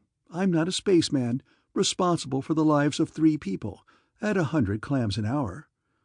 Some day I'm going to shove those 100 fish down your throat." "Do, and I'll spit 'em back at you." Norton roughly took her shoulders in his hands. He twisted her face to him, clamped down on her soft shoulders until she turned her face up to complain with welling eyes. He put his lips on hers and tried to force some warmth into them.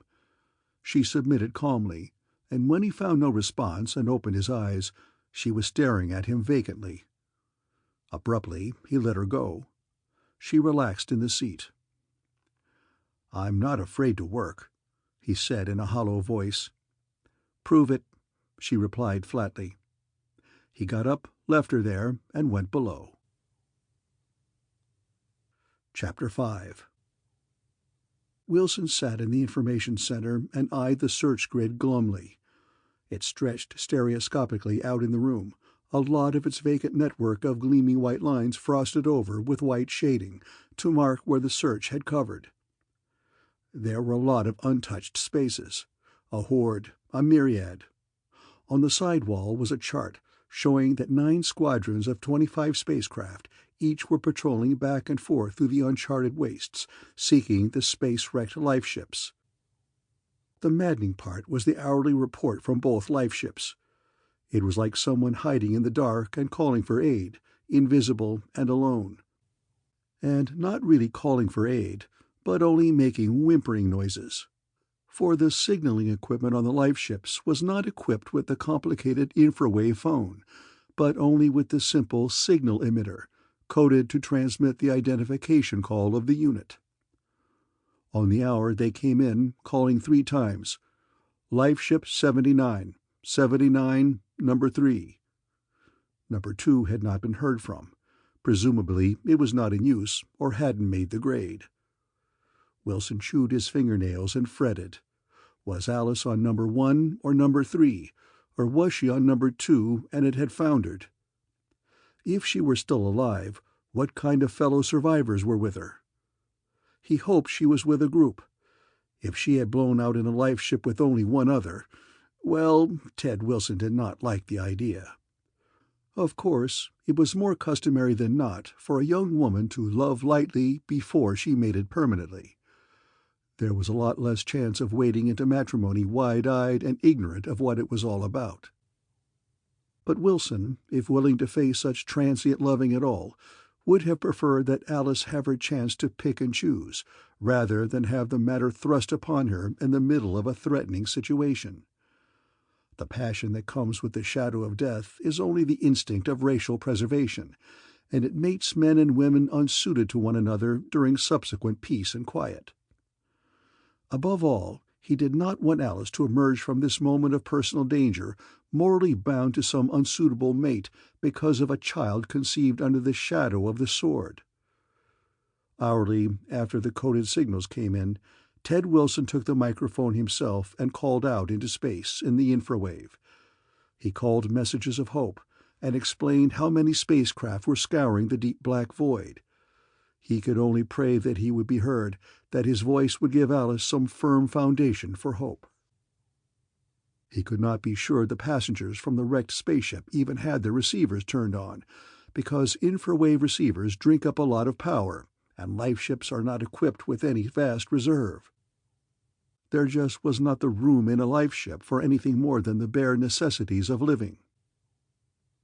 The search grid was a truncated cone, and the whitened areas of finished search had finally filled the smaller end of the cone.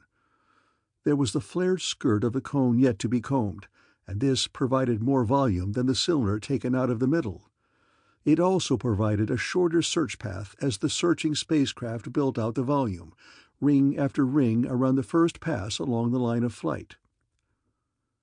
Far, far to one side a detector registered, and brought every man in the fleet to the alert. Then they relaxed unhappily again as the scooter returned with another report of a small gas cloud. Wilson thought glumly that they had discovered enough space meteors, gas clouds, and unawakened comets to make up a small sun.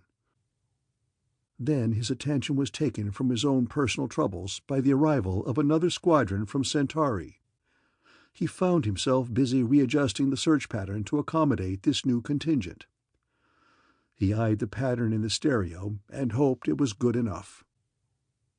There was the basic aggregate of 9 full squadrons spread out flat in a space lattice that ran back and forth from narrow end to wide end of the cone of probability. There was 1 full squadron of roving ships that went aimlessly back and forth across the pattern, just to cope with the happenstance factor. 1 squadron was parked at either end of the search grid as space markers, with a computer ship at either end to maintain a constant check on their space coordinates. The big search pattern shuttled from one end to the other, and if they came back to miss the marker ships, they retraced their path so that no space went uncombed. The infrawave chattered, and Space Admiral Stone was calling for Commodore Theodore Wilson. "How are you coming?" Wilson replied. "We're still at it, Admiral. So far, we haven't seen her." "Don't forget, Wilson, there's more lost out there than the woman you want."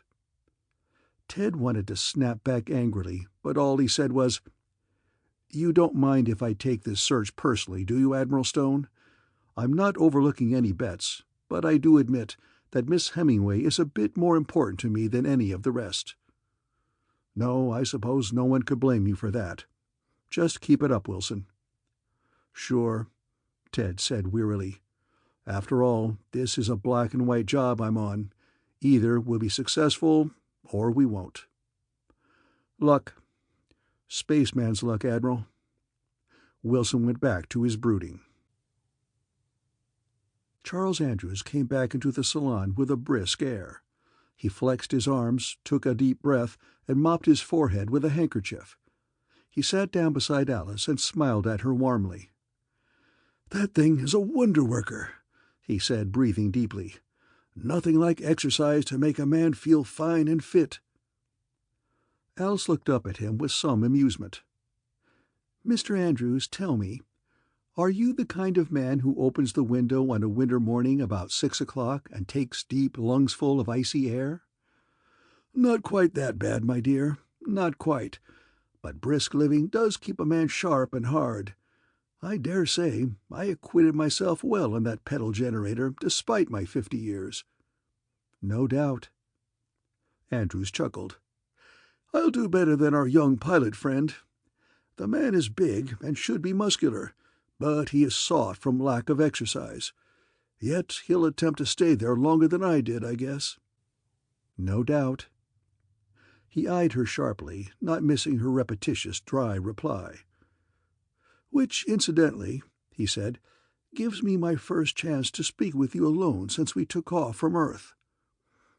"That's so, but—" "Miss Hemingway, you are an exceedingly brisk young woman, attractive and intelligent. May I ask if you have ever taken a lover?" "Why, no." "Never considered it?" She smiled thinly. "Naturally. All women think about it. Most do. Alice let her voice trail away uncertainly.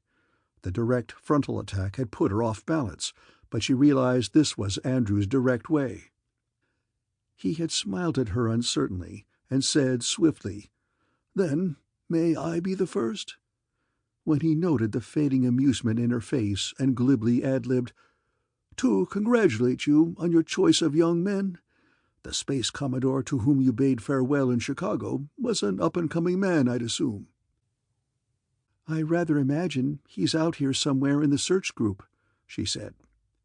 "He may even be directing it," Andrews said carefully.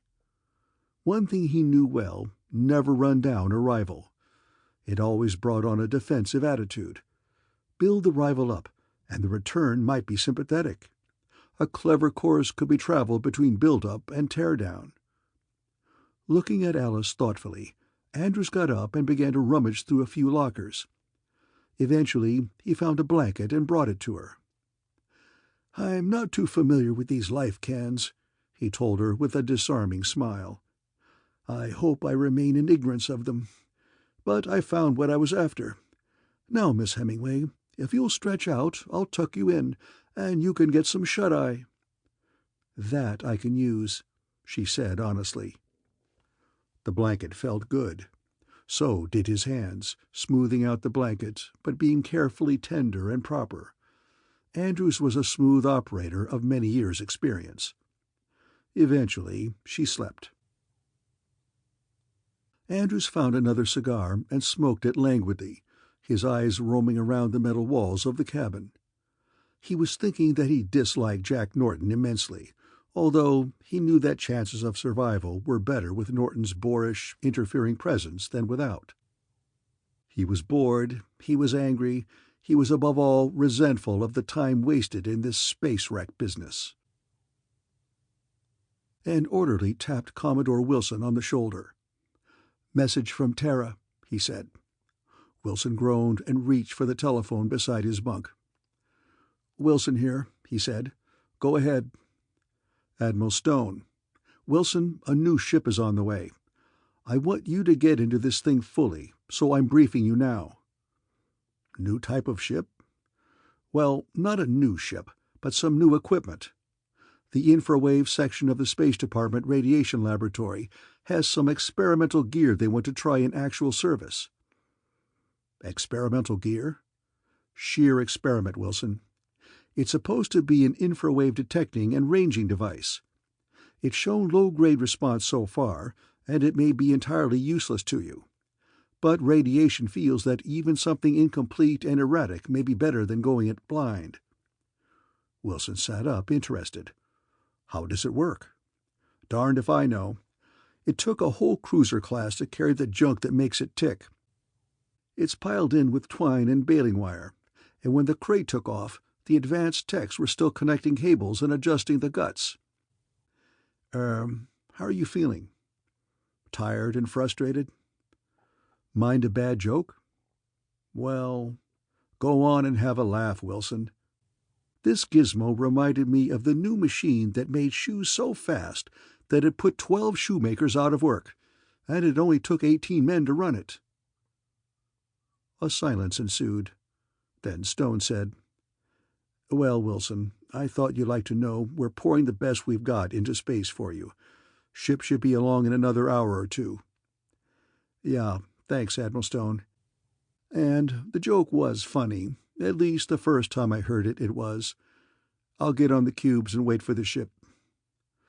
Wearily, Commodore Ted Wilson climbed out of his bunk and began to dress.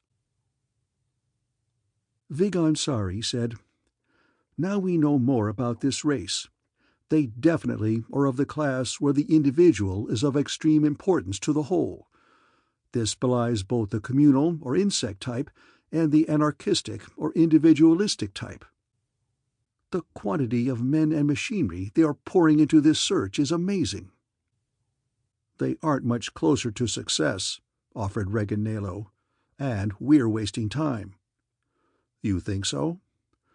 "We both think so," Farron Twill said firmly. "Oh?" Vigon Sari looked at them in surprise. "Then maybe I have the wrong idea. Let me hear your suggestions." Twill and Nalo looked at one another, fencing with their eyes. Finally Twill nodded and said, "You say it, Regan." "It's already been said. Regan looked pointedly at Linus Brine. "A day or so ago, you claimed that you'd picked up some primitive infrawave emission that looked as though someone might be trying to develop a detecting and ranging device." "Yes." "Then it is my contention that any moves we make against this race should be made before anybody down there gets such a detector and ranger working." "Why?" demanded Vigansari. Regan looked at his commander. "We're losing a technical advantage. Whether we go in with a benign and peaceful-looking air and show them how big and fast we are, or whether we plunge in and hit 'em with every battery we've got and reduce 'em to submission, we've got to do it before anybody succeeds in making an infrawave space detector. Understand?" Vigansari looked from one to the other grimly. "You believe I'm wasting time? Is that it?" The two aides answered together. "Yes, and absolutely." Vigansari said, "I am still in command of this force. Will continue to observe until I am satisfied. You two officers have one common idea, that of moving in fast. You have differing ideas of how we are to move in. Until you can settle your difference and provide me with a good logical basis for your decision, whichever way, then we'll follow my plan. And my plan is to move in just as soon as we have enough data on the character and strength of this race to provide us with the correct way to take them." "Then you are going to continue stalling?" demanded Nalo. "Yes, if you wish to call it stalling. Maybe another man might call it planning." "We'll be just wasting time, as I've already said. We have enough stuff to take 'em right now." Vigansari shrugged. "Yes, we could swoop in and take them like mowing down a wheat field. Tell me, young men, what happens when you mow down a wheat field?" They looked at him blankly. Vigan smiled in a superior manner. "One of two things, depending upon how you operate. If you mow it down and let it lay, you drop seeds, and next year it comes up thicker. If you mow it down, remove the seeds, sow it with salt, and kill the field, you have a useless plot of land, a worthless territory. Then some day up comes weed and briar, which then must be removed root and branch before the land is plantable again. Just remember, we are after a profitable exchange of economy, not another stellar system to list as a conquest for the sake of history our children will read. I want my reward now or next week. Having my name on a monument does not have much appeal." He was half standing with his hands closed into fists, his knuckles on the table supporting him as he leaned forward to drive his facts home. "Or," he added scathingly, "are you two firebrands so youthful that you don't know that a man has only one single lone chance at this business of living, and that your finest reward at eventide is knowing you have lived a full and eventful life without screwing it up somewhere along the line by making a lot of idiotic moves?" Vigansari turned on a heel and walked out. Nalo and Twill turned to Linus Brine. "What do you think?" Twill asked. Linus Brine shrugged. "He is undoubtedly right. Besides, we don't know all there is to know about the strange race out there yet." "Oh, faugh! What else?" Linus Brine smiled. He said slowly, "We don't even know whether or not they are oxygen-breathing." "We can assume from the stellar type of their primaries that they are." Linus nodded. "Probably, but not positively." Regan said, "And what's second, Linus?" "They may be contra-terrene." "CT?" Linus Brine nodded. "In which case, from both sides we must watch our steps. Get involved with a CT race the wrong way, and you have two cultures with absolutely nothing in common but a life factor, busy tossing chunks of their own kind of matter at one another in a fight to exterminate. So before either of you start making half-baked plans, you'd better get your heads together and plan something that sounds reasonable to the big boss. Right?" Chapter 6 Commodore Wilson eyed the spacecraft full of hastily assembled instruments with a grimace. The ship was swarming with techs who were peering into oscilloscopes, watching meters, and tinkering with signal generators. A huge concave hemispherical dome above was a splatter of little flickering green pinpoints and dark patches. "This idea is hopelessly haywire," Wilson said unhappily. "It sure is," said Space Tech Maury Allison. "But everything is at first." "You hope to make something out of it?" "We hope," replied Allison. "We can't be sure." "But surely this pile of junk has been tested before." Allison nodded. "Any results?" "Some. We've had as much as 5 minutes of constant operation out of it." As he spoke, the hemisphere over their heads flashed a full bright green, then went black. A bell tinkled somewhere, and a couple of techs dropped their tools and headed for the back room on the double. A couple of others stood up from their work and lit cigarettes because their instruments had gone dead. Some of the rest continued to nurse their particular circuits because that section was still running. After scanning the operation to see which section had gone bluey, Allison went on. "We've never tested this outfit under anything but ideal conditions. We've had spacecraft sent out to specify distances, fired up the gizmo, and found fragments of response right where there should be a response." "That's hardly fair, is it?" commented Wilson. "It's a start. You have to start somewhere. Radio. Know its start?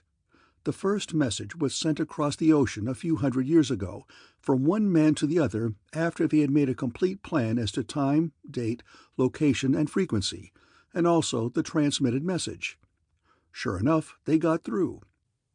That, too, was under the ideal test conditions. So, when we finally assembled the 100 separate circuits and devices that made it look as though we might have a space detector, we put up targets, aimed our equipment, and looked for a response where there should be one."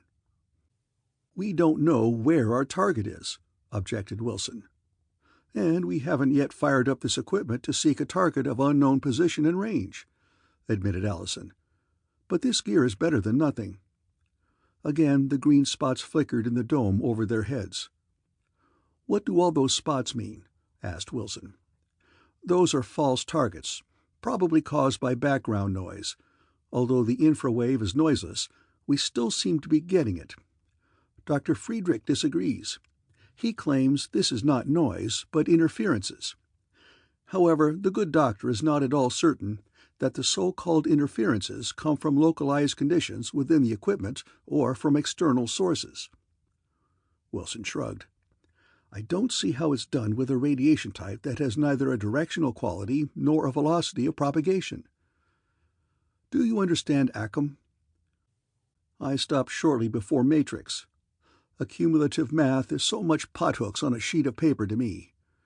Then I'd find it hard to explain. The theory seems to be demonstrable, and the accumulative mathematics upholds the experimental evidence. But there hasn't been an acceptable verbal description of what happens. I've often wondered, leaving the non-directional quality out of it, why we couldn't cut our emitting power and somehow compute range by observing the incoming power from a distant infrawave transmitter. Allison shook his head.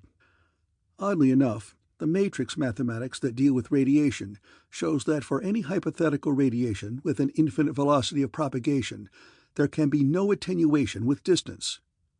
Meaning that we should be able to transmit all the way from here to hell and back. Not exactly. Infrawave radiation comes in quanta, you know. A kilowatt covers 2.17936 plus parsecs. 2 kilowatts covers twice that distance, minus the ninth root of 2.7936 plus. 3 kilowatts covers 3 times 2 etc., minus 2 times the ninth root. Allison shrugged and spread his hands. "And so on it goes," he said, indicating that at some devilish distance, I've forgotten the figure, but we had the master computer chew it out on the big machine at radiation once, an additional kilowatt just shoves the signal coverage distance out by a micron. But if you don't put in your honest kilowatt, you don't excite the infraspace that carries infrawaves. And if you put in 1.5 kilowatts, you have to dissipate the half. Wilson grunted. Nice to have things come out even. Who'd have thunk that the Creator wanted the Terran kilowatt to equal 1 quanta of infrawave distance? Allison laughed. Poor argument, Commodore Wilson. Actually, the figure is .9834 plus. Close, but no cigar. We've just come to accept the figure as a kilowatt. Just as for everyday calculation, we accept the less refined figure of 2.18 parsecs, or even 2.2. At any rate, there was a puff of something and a sound like the puncture of a tire. The green speckles on the dome merged with one another and became a riot of flaming green. There were shouts and cries and a lot of haphazard orders, and several techs scrambled to snap toggle switches. Down the room, one of the techs went head first into a rack with a pair of pliers and a soldering iron. He backed out carrying a smoking little shapeless thing that had lost any character it once possessed. The tech picked up a nice, shiny new doodad from a small box and went into the rack again. When he came out this time, he gave a hoarse cheer. Toggles were snapped back, and the speckles reappeared. One of the techs came up to Allison and said, "See that spot up there, sir? The one just this side of the 81-degree longitude circle and a little below the 45 latitude ring?" "Yes." "It was a small round disk no more than an inch in diameter. We think that may be a response." Wilson said, "You mean a target? Possibly one of the life ships?" "Yes." "I'll have a scooter go out and see. What's its spatial position?" The tech took another look. "I'd say 81 plus longitude and 43 latitude." "From what?" demanded Wilson. "From the ship's axis, sir." "Distance?" "Oh, about half a parsec." Wilson groaned. "Haven't you determined any spatial attitude?" "Attitude, sir?" "The angle of the ship's axis with respect to the stellar positions. So you've a blotch out there at a half a parsec. It's an inch or so in diameter. Have one of your juniors run off some trig on the calculator and then tell me how much probable space volume that so-called response represents." The tech thought a minute. "We've never run this gear anywhere but at radiation, right at Mojave Labs on Earth. Our spatial coordinates, well, I'm afraid we—" His voice trailed away unhappily. Wilson picked up the interphone and barked a call. "Weston, look. Hugh, can you get over here quick with a couple of your top astrogators? We've got a bunch of longhairs with a fancy infrawave detector and ranger, but the damned coordinates are set axially with the ship." He listened to Hugh Weston's reply. "Yeah," he said then. "We know where the target is with respect to the ship, but we don't know the spatial attitude of the ship with respect to the galactic checkpoints. Right over? Good." As Wilson hung up, the dome flickered, then went into regular flash, flash, flash, until something else came unglued and the dome went blank. There was shouting and rather heartfelt cussing, and some running around again before the dome light came back. A tech, not the one who had come up before, moved into place alongside the Commodore. "Mr. Wilson, sir," he said. "I wonder if, that is, sir, "Take it easy," said Wilson, half smiling. "Well, sir, we've been getting a lot of interference." Wilson looked up at the flickering dome. He merely nodded. "Well, sir, I was wondering if you could issue some, order to have the other ships move away. I'm sure we could find those life ships if the rest of space were clear, but you've got 300—" Wilson stared the youngster down coldly. "Somewhere out there," he said sourly, "are 2 life ships in which men and a woman are waiting for us to come and collect them. I'm combing space almost inch by inch. I can hardly give up my squadron for a half-finished flash in the dome like this, can I?" "No, sir, I suppose not." "Then you live with the responses tossed back by my squadron. It'll be good training for you. Get the hell out of my way." The junior tech melted out of sight and went back to his control panel. Weston came over within the hour. Ted Wilson explained the situation and told Hugh to set up and measure the coordinates with respect to the stellar centers. Then he told him to send a space scooter out to investigate that spot. Wilson went back to his own flagship, wondering whether that fancy infrawave detector would turn out to be anything. An untried doodad. But now and then... Wearily again, Commodore Wilson called Commander Hatch, who skippered one of the scout carriers. He told Hatch to make himself available either to Hugh Weston or Maury Allison to investigate infrawave response targets as they saw fit. Then Wilson hit the sack to finish his off-duty. He dozed fitfully, but he did not sleep worth a damn. He would have been better off if he could have taken the controls of one of the spacers and gone out himself. Then, at least, he would have something to fill his mind and idle hands. Alice Hemingway awoke from a rather pleasant dream that had something to do with either ice skating or skiing, or it might have been tobogganing. The dream had faded so fast she could not be sure, to face the fact that she was feeling on the chill side. Her blanket had slipped. She caught it around her, and in minutes felt fairly warm again. It was not so much, she thought, the actual temperature in the lifeship, but the whole damned attitude of people and everything else that was so chilling. The lights were running all right, and from deep below she could hear the ragged throb of the pedal generator. She wondered which of the two men was pumping it this time. When Jock Norton came in, she knew. He was mopping his face with a towel. He looked clean and bright, freshly shaved.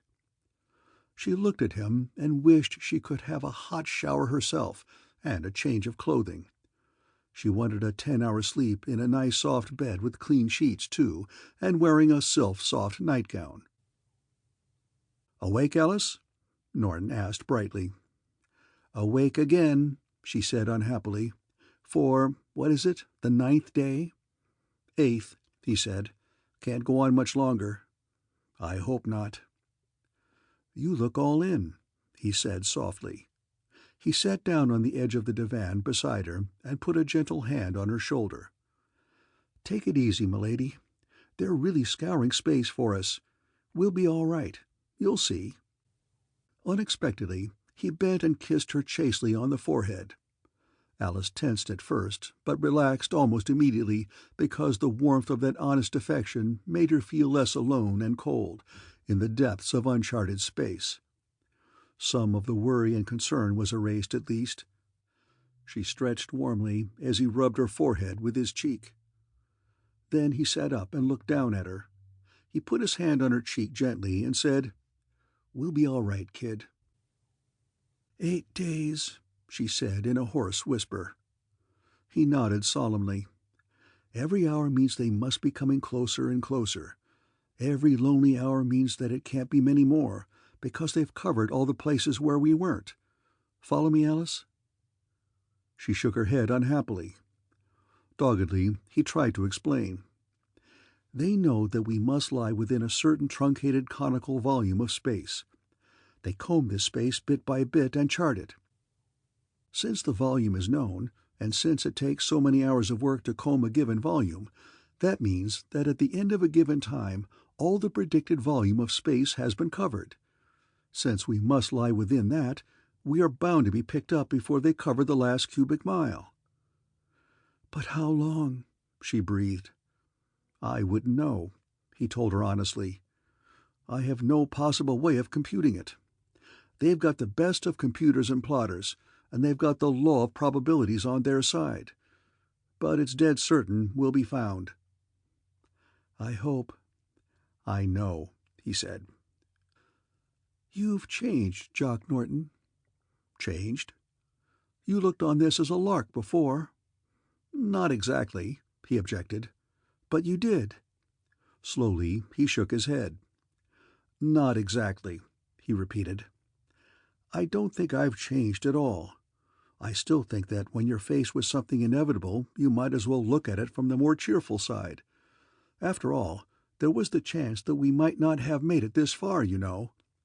Now tell me honestly, does it make sense getting all worried up by thinking of how horrible it would have been if we'd been caught back there when 79 blew up?" "I suppose not." "Well then," he said in a semi-cheerful tone, "since we did make it out safely and are still waiting after 8 days, We might as well expect to be collected soon." Charles Andrews said from behind him, "At $100 an hour, Norton." Norton turned around angrily. "So it's the 100 clams per," he snapped back. "That's damned poor payment for having to live with the likes of you in a space can this cramped." Andrews eyed the pilot with distaste. "Tell me," he said smoothly, "did my last effort on the pedal generator go for power storage, or for a couple of gallons of hot water for that shave and shower you've enjoyed?" Norton stretched and stood up. "I figured that having a clean face might help morale," he said pointedly.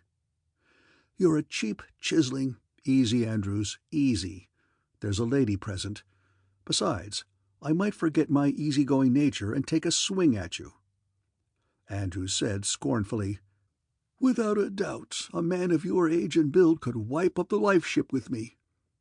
Norton chuckled. "Don't count on your age being good protection, Andrews. You may push me far enough to make me forget that you're a decrepit old man who has to buy what your physique can't get you." "Now see here!" roared Andrews. He was stopped short by Norton, who took one long step forward to grasp him by the coat lapels. Andrews' face went white because he was looking into the face of dark anger.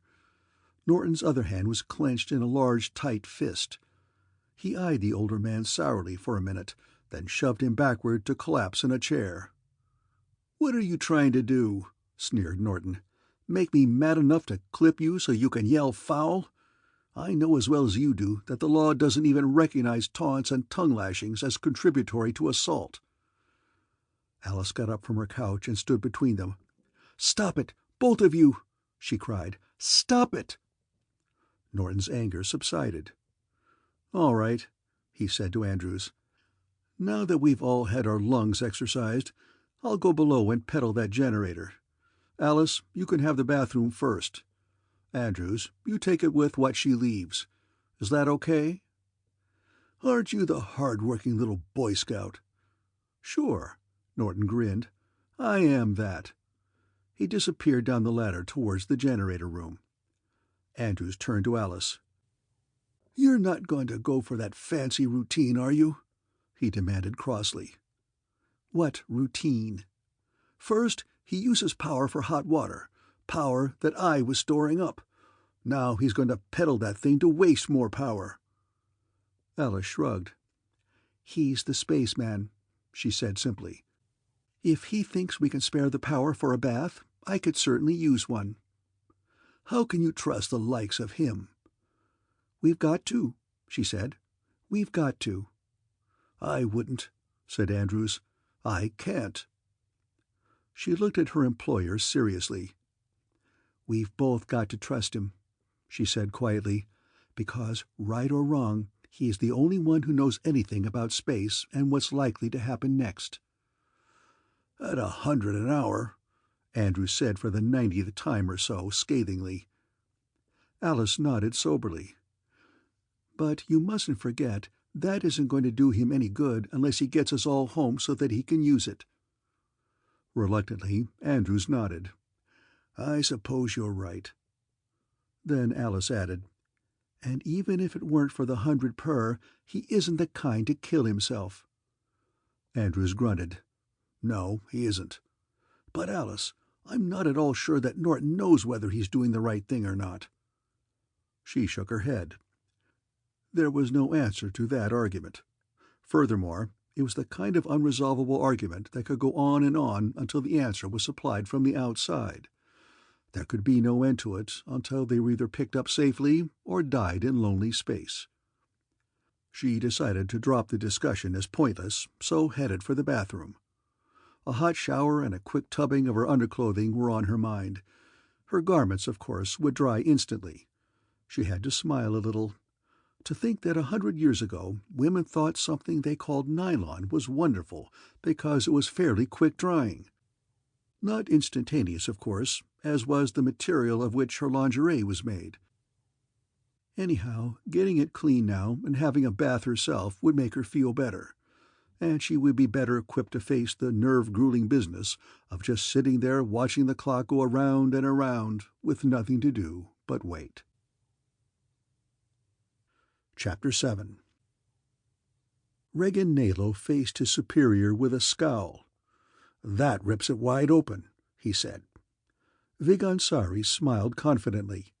He glanced at Linus Brine and asked, "Just how competent do you think this new thing is?" Linus shrugged. "We've analyzed the infrawave pattern they've developed. It is obvious that this is their first prototype of an infrawave space detector. The pattern is of the primitive absorptive type, which is both inefficient as a detector and is also inclined to produce spurious results. From our observations, their equipment must be extremely complex, too. It must be loaded to the scuppers with fragile circuits and components, because the search pattern keeps breaking down, or becoming irregular. An efficient detector cannot be made of the infrawave bands until the third order of reflective response is discovered.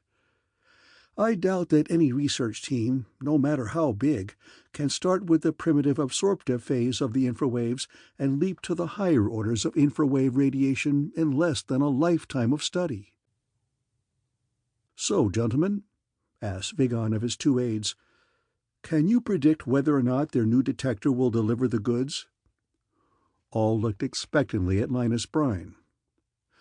"We've been recalculating our probabilities at the introduction of each new phase of their behavior," Linus Brine said seriously. "From their actions, I would say that they do not know, grasp, or perhaps even guess that space has flaws and warps in the continuum. They have been going at their search in a pattern of solid geometrical precision, but have been paying no attention to these rifts, small as they are, that actually make a straight course bend aside for a distance. So, due to the fact that their search pattern has already passed over one of these rifts in which the one life ship lies, and passed beyond in their line of search, we have produced a 9/9 probability that they will not locate this life ship." "And the other?" prompted Vigansari with interest. "I'm not done with the first yet," Linus Brine said quietly. "There remains the random search group. Therein lies the 8/1 positive probability." Vigan snorted. "I call 10 to the -10 chances rather hopeless. But go on, Linus." "The other has a 60-40 chance," he said.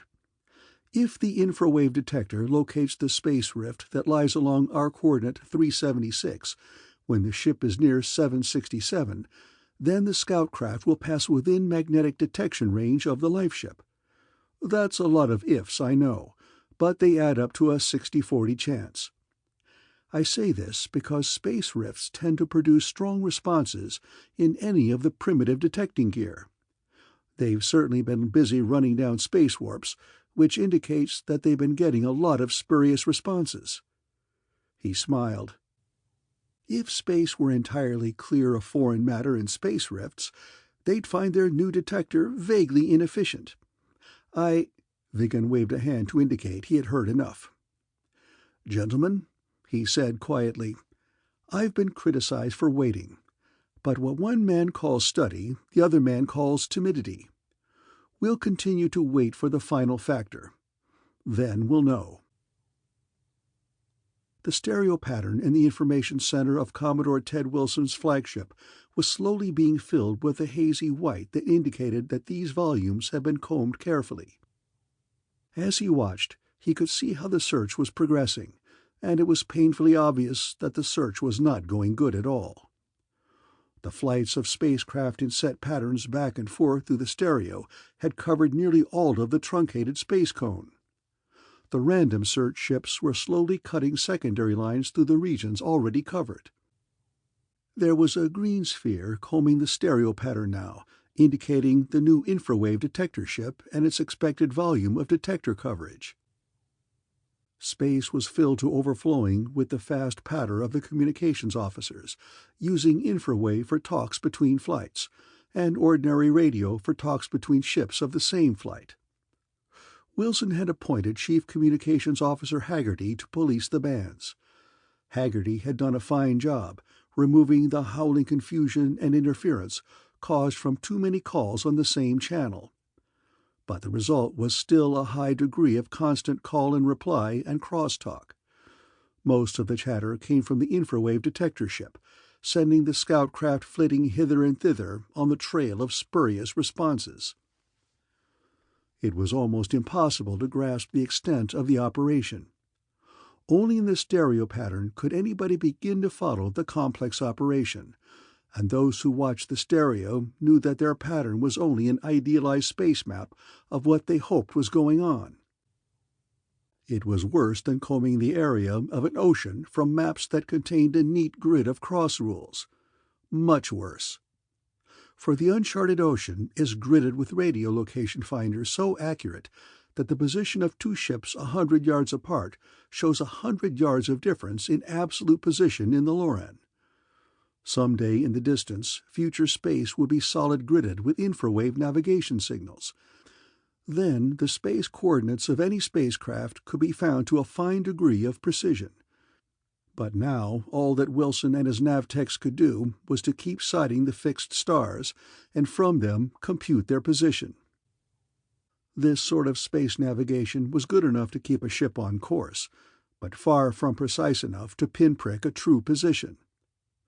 But after all, a crude positioning in the middle of interstellar space is good enough. One literally has cubic light-years to float around in. Once the spacecraft begins to approach a destination, the space positioning can be made. Again, few spacecraft pause in mid-flight between stars long enough to care about their interstellar position. After all, spaceflight does provide a mode of travel where the destination lies within eyesight. Or rather, it's lain within eyesight ever since it became commonly accepted that these ultimate destinations were places instead of holes poked in an inverted ceramic bowl. Then, in the middle of the communications confusion, came a call from one of Commander Hatch's scout flights. "Pilot Logan, Flight 18 to Commander Hatch. Report." Hatch to Logan, "Go ahead. Find something, Will?" Will Logan said, "Solid target detected on radar, Commander. Approached and found. I am now within 5,000 yards of what appears to be Life Ship 1. The entire fleet went silent, except for the detector ship, the scout craft, and Wilson's flagship. Allison asked, "Was that our target, Logan?" Logan replied laconically, "Nope. I was on my way back from a gas cloud, I think, when the radar got a blip." In the background, they could hear Allison saying, "There's a real target out there where Logan went. Haven't you got an infrawave response out there somewhere?" The mic clicked off. Allison probably had remembered that he had his thumb on the talk button and removed it. Captain Warren said to Wilson, "That's a hell of a fine space detector, isn't it?" Wilson nodded absently, picked up his own handset and called, "Logan from Wilson. How close are you now?" "1,000 yards, Commodore, and no doubt about it, Life Ship number 1. "You stay on, Logan, and give us a rundown." "Yes, sir. Not much to tell, you know, but I'm closing in." The scout craft pilot went on and on, mostly filling in with inconsequential details of how he was closing in, jockeying to parallel the Life Ship's course and speed, and finally making a space approach. At last he said, "They're on radio, Commodore Wilson. I'll relay as I get it. Too bad these crates aren't fixed to patch cord the short-range radio to the infrawave." "Aye." Pilot Logan went on to rattle off the names of the men aboard the life ship, stopping once to reconfirm a pronunciation. "Where's the pilot and the other two, Miss Hemingway and Mr. Andrews?" "They must be in Life Ship 3, said Logan. "That's a guess. Commodore Wilson, I'm within a couple of 100 yards of them now, and they're waving out through the Astrodome at me. I'm about to toss out a light bomb. Or has anybody got a radar fix on me?" "Better toss out the light bomb. Also radiate radio on the finding frequency." "Hatch." "Hatch here." "Hatch, send out a cruiser class that-a-way and pick 'em up." Hatch laughed in a brittle tone. "It's been on its way for 6 minutes, Commodore. Half of our job is done." Wilson said, "Good," and closed his mic. Half of the job was done, but it was, as far as Ted Wilson was concerned, the lesser half. He wanted the life ship that sheltered Alice Hemingway. 300 ships combing the spaceways with magnetic detectors and radar and eyesight. One ship combing God knows what with a half-cooked infrawave gizmo in which nobody had any confidence. One half of the job done on what was as much a fluke of luck as good management. And out there in the awful dark, Alice was trapped in a space can with a happy-go-lucky hulk of a pilot who lacked the drive and ambition to buck for his own command, no matter how deeply mortgaged, and a small, wiry ruler of industry who bought what he could not command, and knew no more about spacing than Aunt Agatha's pet Siamese tomcat. Wilson laughed bitterly. A spacing she wanted? Now she had it. Pictures went through Wilson's mind. A picture of Charles Andrews comforting Alice by the force of his personal drive, confident that money could buy anything, including rescue from space. Andrews calming her fears, and, it must be chill in the life ship by now, bringing her the animal comfort of warmth, and offering to take care of her. His wispy arms about her, his bony hands caressing her as he held her head on his shoulder. This picture was replaced by the vision of big, indolent Colorado pilot Jock Norton. He would be taking over because he alone in that life ship knew what spacing was all about. Mentally, Wilson could see Andrews a little hysterical because the financier was out of his element, and Norton taking over completely. Maybe Andrews had succumbed to some nervous affliction because of the strain. Norton would be calming Alice's fears and confidently predicting rescue, and proposing that they combine the interrelated factors of the conversation of heat and the passage of time by indulging in exploratory dalliance. Wilson could even envision Alice, not entirely convinced that they would ever be rescued, agreeing because she would be unwilling to die without having reached the pinnacle of emotion.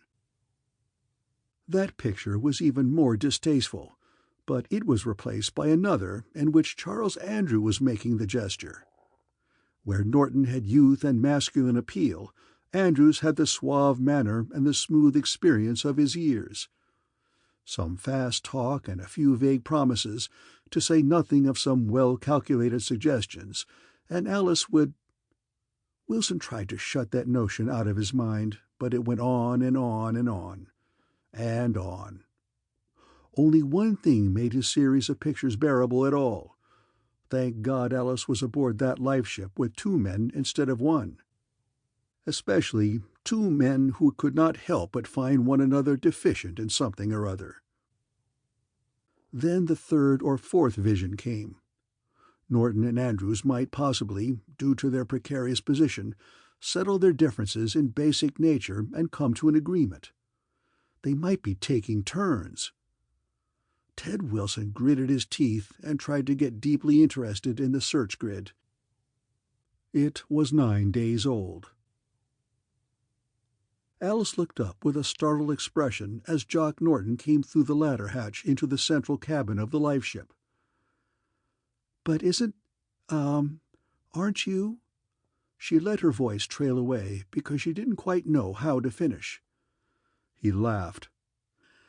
"I put enough reserve in the tank to take care of the elderly Napoleon.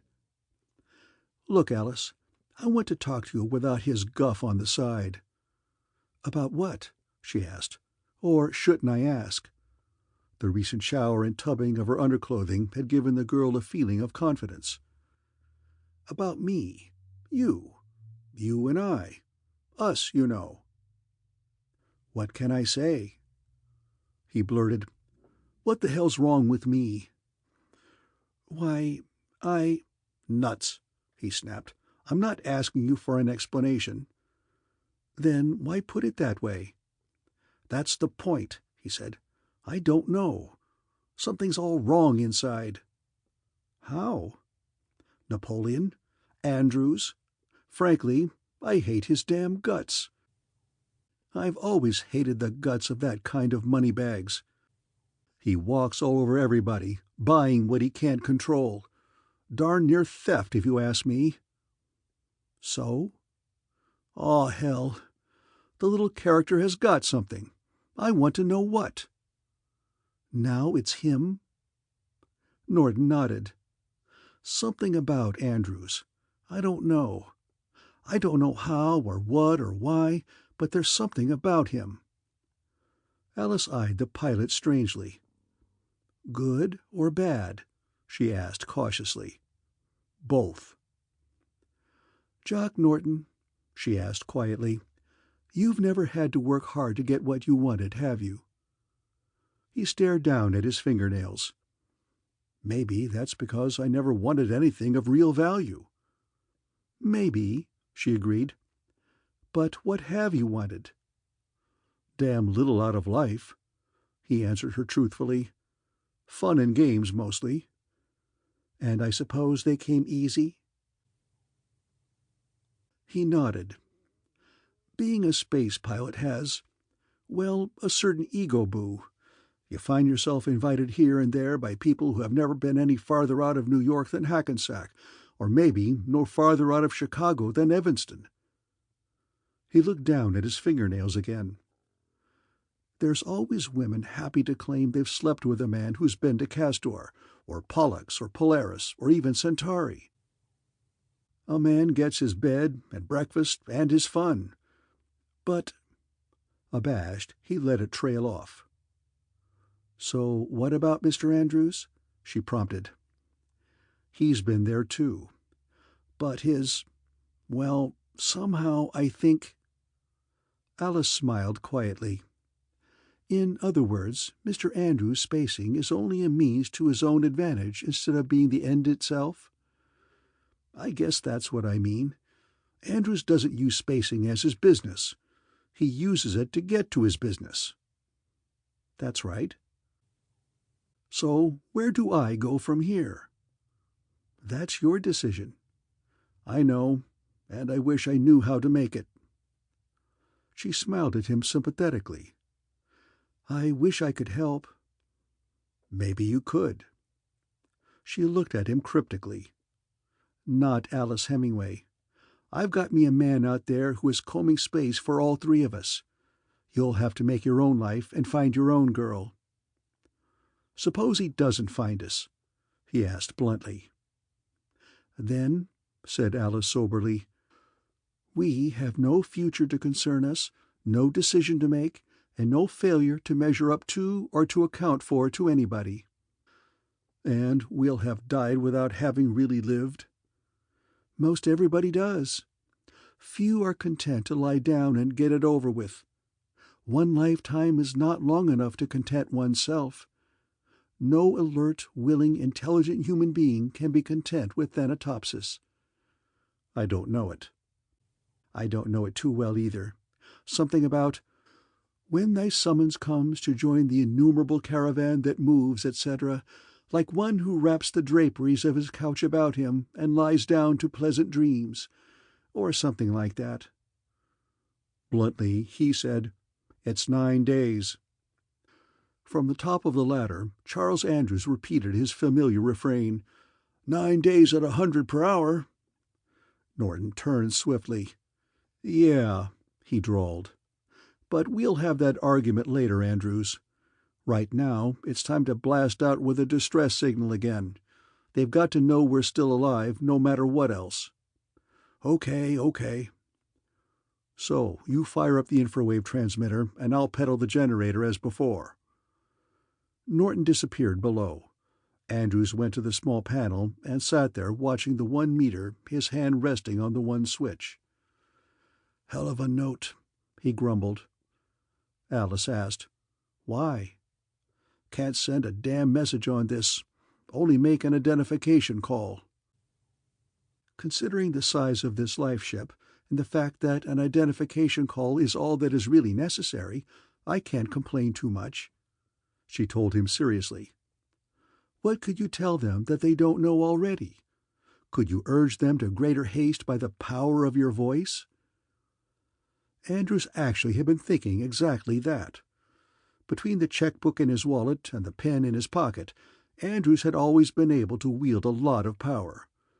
Men had jumped when he spoke, Corporations had stopped their own programs at his signature. His personal account would have covered the purchase of a spacecraft of the type in which they had cracked up. That he did not own his own interstellar runabout was a matter of a different economy. It was cheaper to buy passage as he needed it than it was to own his own private spacer and keep it parked at some spaceport for his convenience. But as Alice taunted him, Andrews could not say, aloud, that he believed his personal demand would bring help faster than the mere knowledge that human beings were adrift in space. It would sound as though he thought himself more important to the universe than Alice or Jock Norton. He did think so, of course. But this was no time to insult his lifeship companions by saying so. He eyed the switch distastefully. The meter was climbing up to the red line that meant that the infrawave transmitter was about ready to be turned on. Then it would hurl out its coded message. In the back of his mind was a hazy recollection of radio code.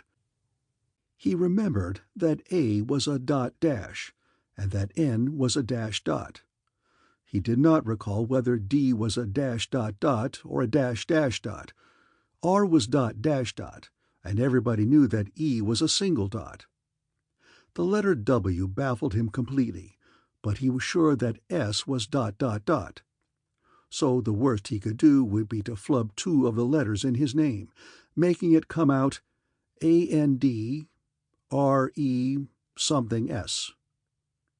That, he felt, would let the universe know that he was still out there drifting. The ragged codes might even cause them to hasten because they might believe him to be alone, or without the help of the pilot who probably knew code well. The meter hit the red line. Charles Andrews snapped the toggle switch up and down, then up, pause, down. He waited a second, then made it up, pause, down, then up, down. He started the D, but his faltering hand flipped the second dot in a jittery fashion. Down in the guts of the infrawave transmitter was a code wheel, supposed to turn completely around for one revolution.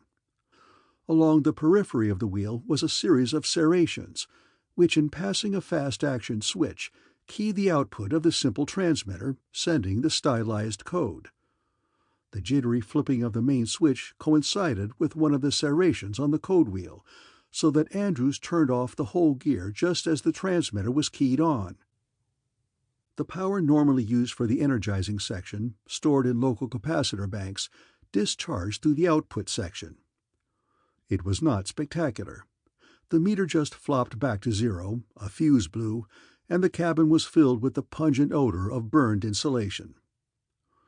Below, in the pedal generator saddle, Jock Norton felt the load bucking. Then it went off completely, and reflex almost threw the pilot out of his seat. The pedals pumped with no resistance. He went aloft. "What happened?" he asked. He sniffed at the air as Andrews pointed to the meter. "It shouldn't happen," said Norton. "What made the thing buck, Andrews?" Andrews was not the kind of man who hides his errors, at least. He faced Norton and said, "I was keying the transmitter." Norton growled. "Did it ever occur to you that if this gizmo could be keyed, it would have been made that way in the first place?" "No. I assumed that the thing was made to be handled by people not familiar with code, and that if one knew code, one could key it." Norton growled again. "Ever think that I know code, and that if it could have been keyed, I'd have done it before this?" "Now that you say it, I suppose you would have. But what do we do now?" "We try to repair it," snapped Norton. "Do you want to try it all by yourself, or will you permit me to help?" Alice got between them at once. "Get it fixed first," she said sensibly. "Then argue about it afterwards." Norton nodded, but he was not happy about it. Chapter 8. It was finished. Commodore Theodore Wilson eyed the stereo grid with distaste. The filmy white haze, marking off the volumes already combed, filled the grid completely and overlapped the enclosing lines. The pattern search had been most thorough. The random search teams had cut curlicues and looping curves back and forth through the grid.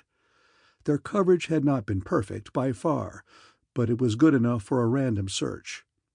The volume covered by the infrawave detector spacer was spotty but adequate. The equipment was still breaking down every 5 or 10 minutes, still delivering a horde of spurious responses. Scout ships still were being sent scurrying back and forth to investigate. He faced the grid unhappily. He was gaunt from lack of sleep, from hastily snatched meals or meals missed completely, from chain-smoking, from watching what had started as a chance to make a good mark turn into drab failure. Worse, a failure that in no man's mind could be blamed upon Ted Wilson. For he had found one life ship, and the fluke would be forgotten. So would his failure. By every man but Wilson. Somewhere back in that vast black volume of nothing, outlined by imperfect mathematical concepts in a larger field of nothing, was a life ship lost. A tiny cold mote of iron 20-odd feet tall and 9 feet in diameter across its widest point. Wilson tried to draw his mind from it, but could not. Hysteria crept in, but was quickly subdued. In his mind he saw her as he had last seen her, pert and happy, with her light space bag on the floor of the waiting room beside her slender ankles. He saw her before him, taut with thrill and excitement, vibrant and alive. He remembered her parting kiss and the warmth of her body pressed against him. Alice had been filled with anticipation, wanting to share her excitement with him, but unable to share what was a brand-new experience to her of going to space with a man who had been a spacing for years. A man who knew all too well how space could be boring, lonely, and incredibly monotonous.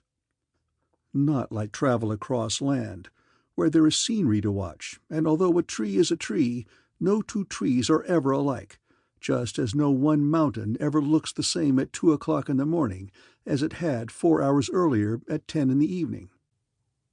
Not even like travel on water, across the broad ocean where the scenery is water, whipped into waves of some similarity. For no two waves are ever the same exactly, and there is always the chance of a whitecap or a surfacing fish. The motion of the waves is incessant, and sometimes as soothing to the nerves as a lullaby. But space was always the same. Across the galactic reaches covered by man so far, there is little change in the aspect of the sky. A nearby star here or there is misplaced, but by and large the sky looks the same from Terra as it does from any planet or any star within 50 light-years. Move a man from Sol to Sirius, and Canis Major loses a bright star and changes shape to a degree not noticed by any but a trained uranographer. Ophiuchus gains another unimportant star that no one would care much about. But then Alice had been thrilled from the center of her heart to the flush on her skin with the idea of taking to space at last, so that she could at least begin to grasp the immensity and the mystery that he had failed to bring to her through talk. Well, Alice Hemingway was getting her young tummy full of space. He was still swearing under his breath when the men came in to ask him what they should do next. He eyed them sourly. Manning, Edwards, and Wainwright of his own ship, Hatch, Weston, Allison, then others Wilson knew only by reputation and name, Morgenstern, Cunningham, Wilkes, Thorderson, Moore, Silkowski, Thames, and Calcaterra. They watched him quietly, knowing what he must be feeling. They wanted orders, either to continue this fruitless search or to abandon it, but not one of them wanted to be the first to speak. Finally, Wilson singled out Toby Manning, the computer. "Well?" he snapped. Manning shrugged. "Tell me what to do next, and I'll do it," he said defensively. Wilson exploded. "You know your job. Suppose you tell us all how 300 ships could comb space and miss anything bigger than a hard-boiled egg." Toby Manning started to open his mouth to say something. He was not at all sure what he should say, not at all sure what was wise to say, but he knew he was expected to say something.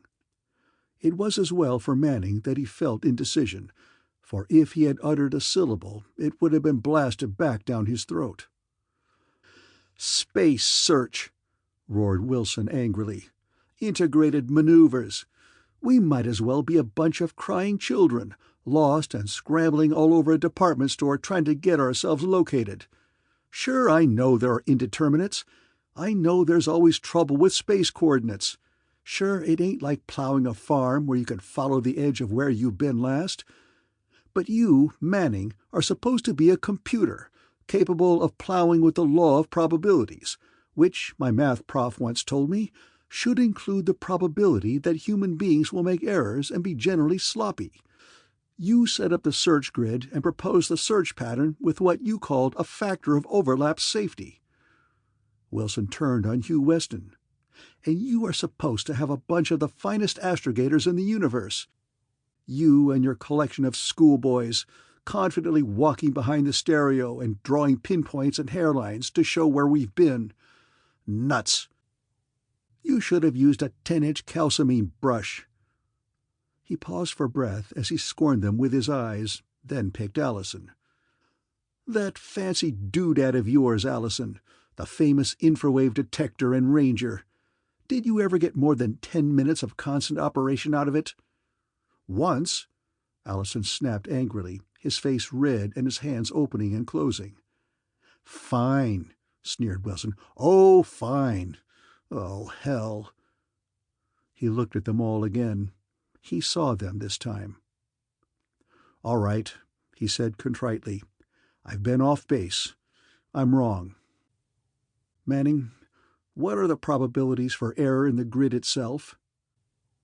"Commodore, nothing can be perfect. We had to approximate their position. We had to guess their speed. But we did put our search area out beyond the region where their chances ended. If they do lie outside of the volume of space searched, their position lies under a 9-9s figure against the computation. I may sound like I'm talking gibberish, but that's it. No man can make a perfect sampling cross-section unless he samples every item. I would stake my uniform on the probability that the life ship lies within the volume outlined on our grid." "Yes," Wilson nodded. "Weston, can you add anything? I chewed you out too, and now I want to back down and ask you your honest opinion." Hugh Weston shrugged. "We're far from perfect ourselves," he said quietly. "I'll put it this way. I gave strict orders to the men in the marker ships that if there was any remote chance they might drift, they were to overcompensate. In other words, running a channel through space back and forth leaves a man lost himself as to his exact position. I had men marking the courses. Each run through the grid covered a cylindrical volume. If there were a chance for any cylindrical coverage to miss its neighbor, leaving a hole in the grid, my men were to move in and see to it that these errata were closed. But, I repeat, we're not perfect."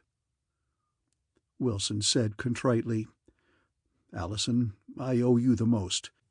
You snapped me out of it. Maybe I owe you the least for bringing that damn gizmo out here and tying up Hatch's entire fleet of scout craft. But Hatch would have been sitting quiet anyway, as it turned out. Anything to add?" "Nope," said Allison with a shake of his head. "We know the infrawave detector is no polished instrument. We're fumbling in the dark. But there was that possible chance that the detector might have worked in deep space, where it hadn't worked in the interference field of a planetary system. We hardly know what makes the infrawaves radiate, let alone how they propagate. But we tried, just as you tried. We failed." "Just as I failed," said Wilson bitterly. "Not completely," said Commander Hatch. "We did catch one of them." "Batting 50%. 1 hit and 1 miss." "Stop beating yourself, Wilson." "Beating myself? He stopped, then spoke to Manning. "What are their chances of being in the same general region as that other life ship?" Manning said to Weston, "You answer that." Weston shook his head. We have no way of knowing whether the rescued ship left the foundered spacecraft before or after the lost one, nor at what celestial angle, nor at what speed. Okay?" Manning nodded, then added to Wilson, "The answer to that, Commodore, is that the position of the rescued lifeship has no bearing on the lost one, just as the turn of heads in a toss has any effect upon the turn of the next toss." Wilson nodded unhappily. "And so we sit here and talk it to death. What more can we do? We can start over again." "Is that an order?"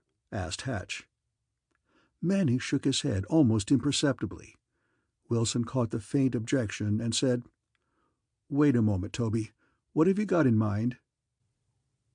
"If we start over again," Manning said soberly, "I'll have to reconstruct the grid, because by the time we've covered the grid, they'll have had time to pass outside of the present realm." Wilson thought this over. "Why," he asked generally, "don't we start on the outside and close in?" Manning answered, "Because in starting on the inside, we have the best mathematical chance of finding them. By starting on the outside, we must cover a vast cylinder, element by element, working in the direction opposite to theirs. No, that's not the right way to do it, Commodore." "All right. Reconstruct your new grid, Toby. Hugh, get your gang together and compute the center line of the pattern within a half-inch. Morgenstern, you've got a good crew of advanced techs. Turn 'em all over to Allison. Allison, pack enough men aboard that cranky crate of yours so that any part that blows can be replaced in 10 seconds. I want uninterrupted operation, even though the thing only hands us spurious responses.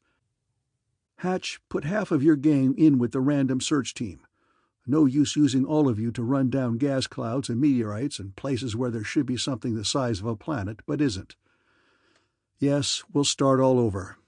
And this time, Hugh, give us 50% overlap and get busy with Toby to compute the new grid on that basis.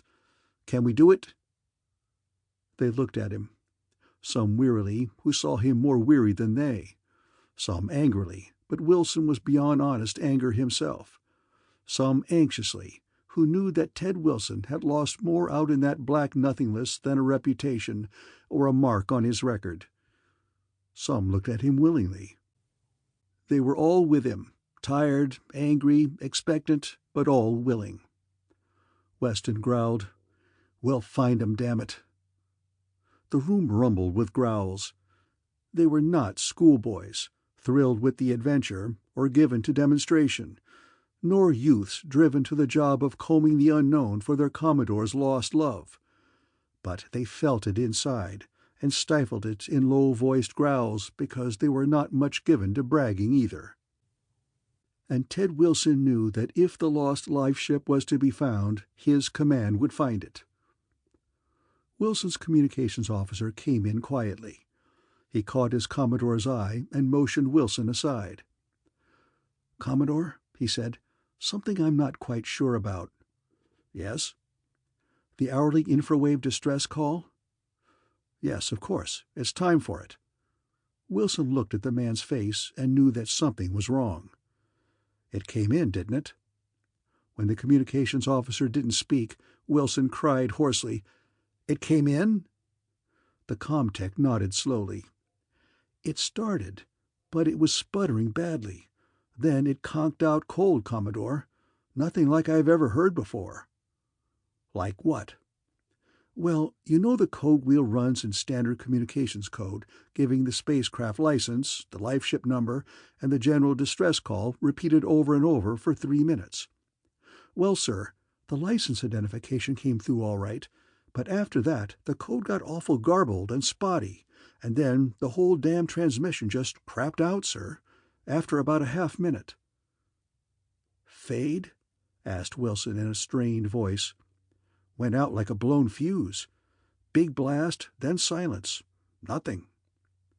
Wilson thought for a moment, then looked around. "Anybody have an idea?" Allison scratched his head. "You say the code was all right, but then got spotty?" "Yes, sir." Allison looked at Manning. Both were involved in science to a high degree, Allison as an infrawave researcher, Manning as a computer. Both had studied the mathematics of communication. Manning nodded soberly. "You don't suppose they foolishly tried to key the automatic transmitter?" he asked. "Superimposing a code upon another code would result in a spotty transmission, since the intermingled transmission bits would obtain only where both codings delivered a positive configuration.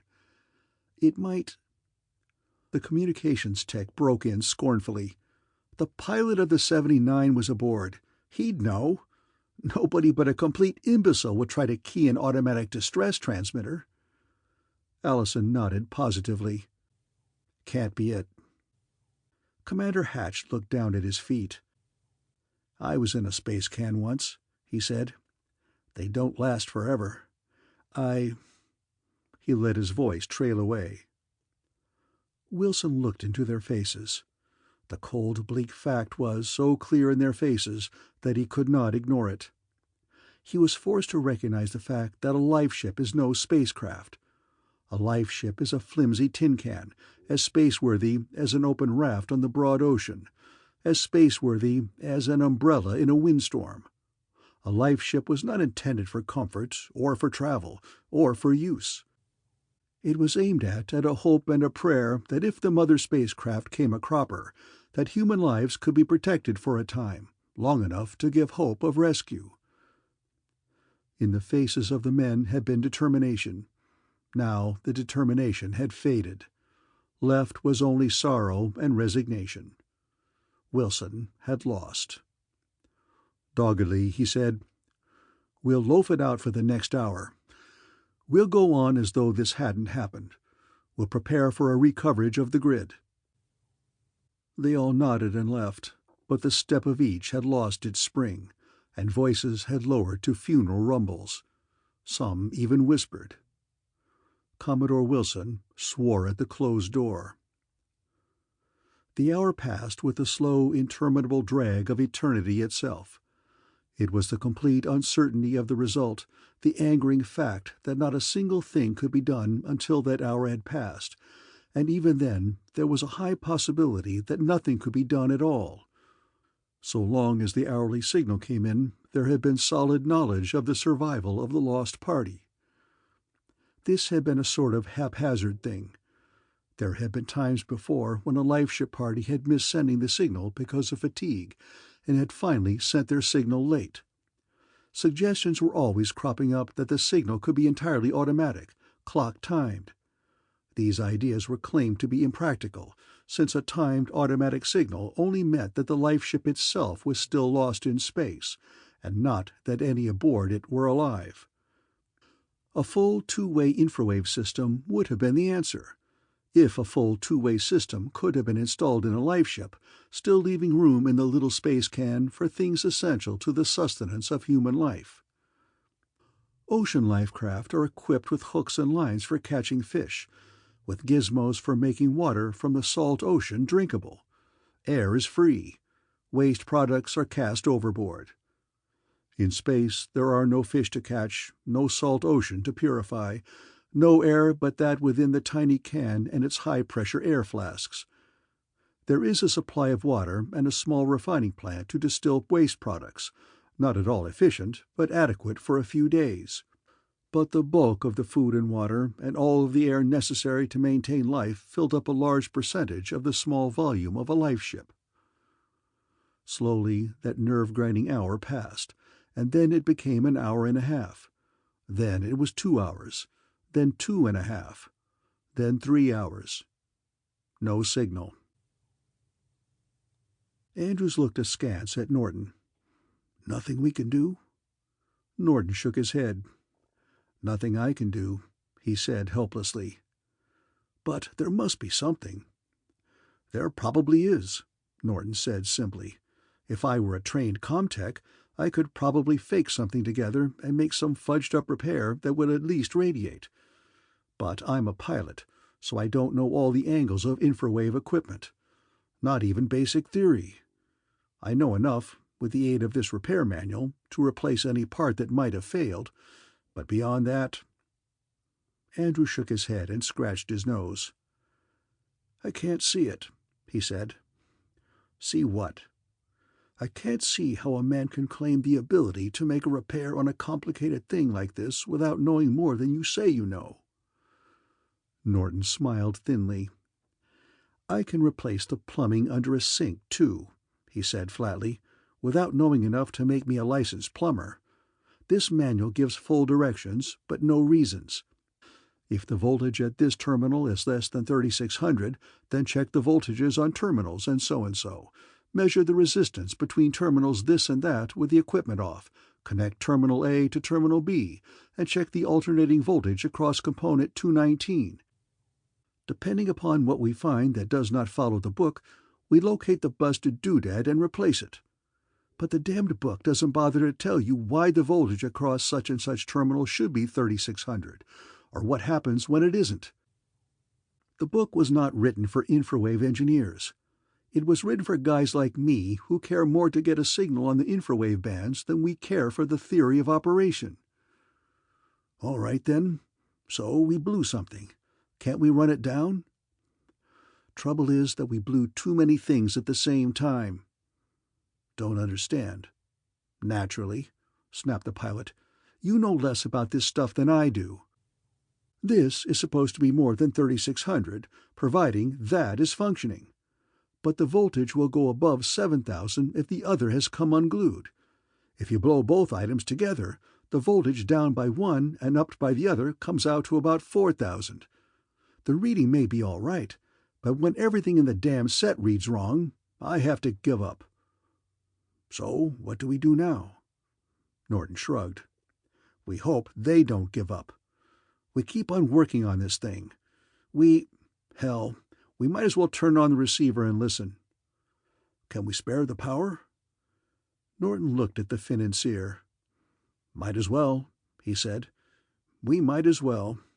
If they abandon this search because we aren't transmitting, we might as well waste the power anyway." Vigon Sari faced his lieutenants. "From Brian's report," he announced, "they finished their grid search some 3 hours ago, and have been milling around in stacked pattern ever since.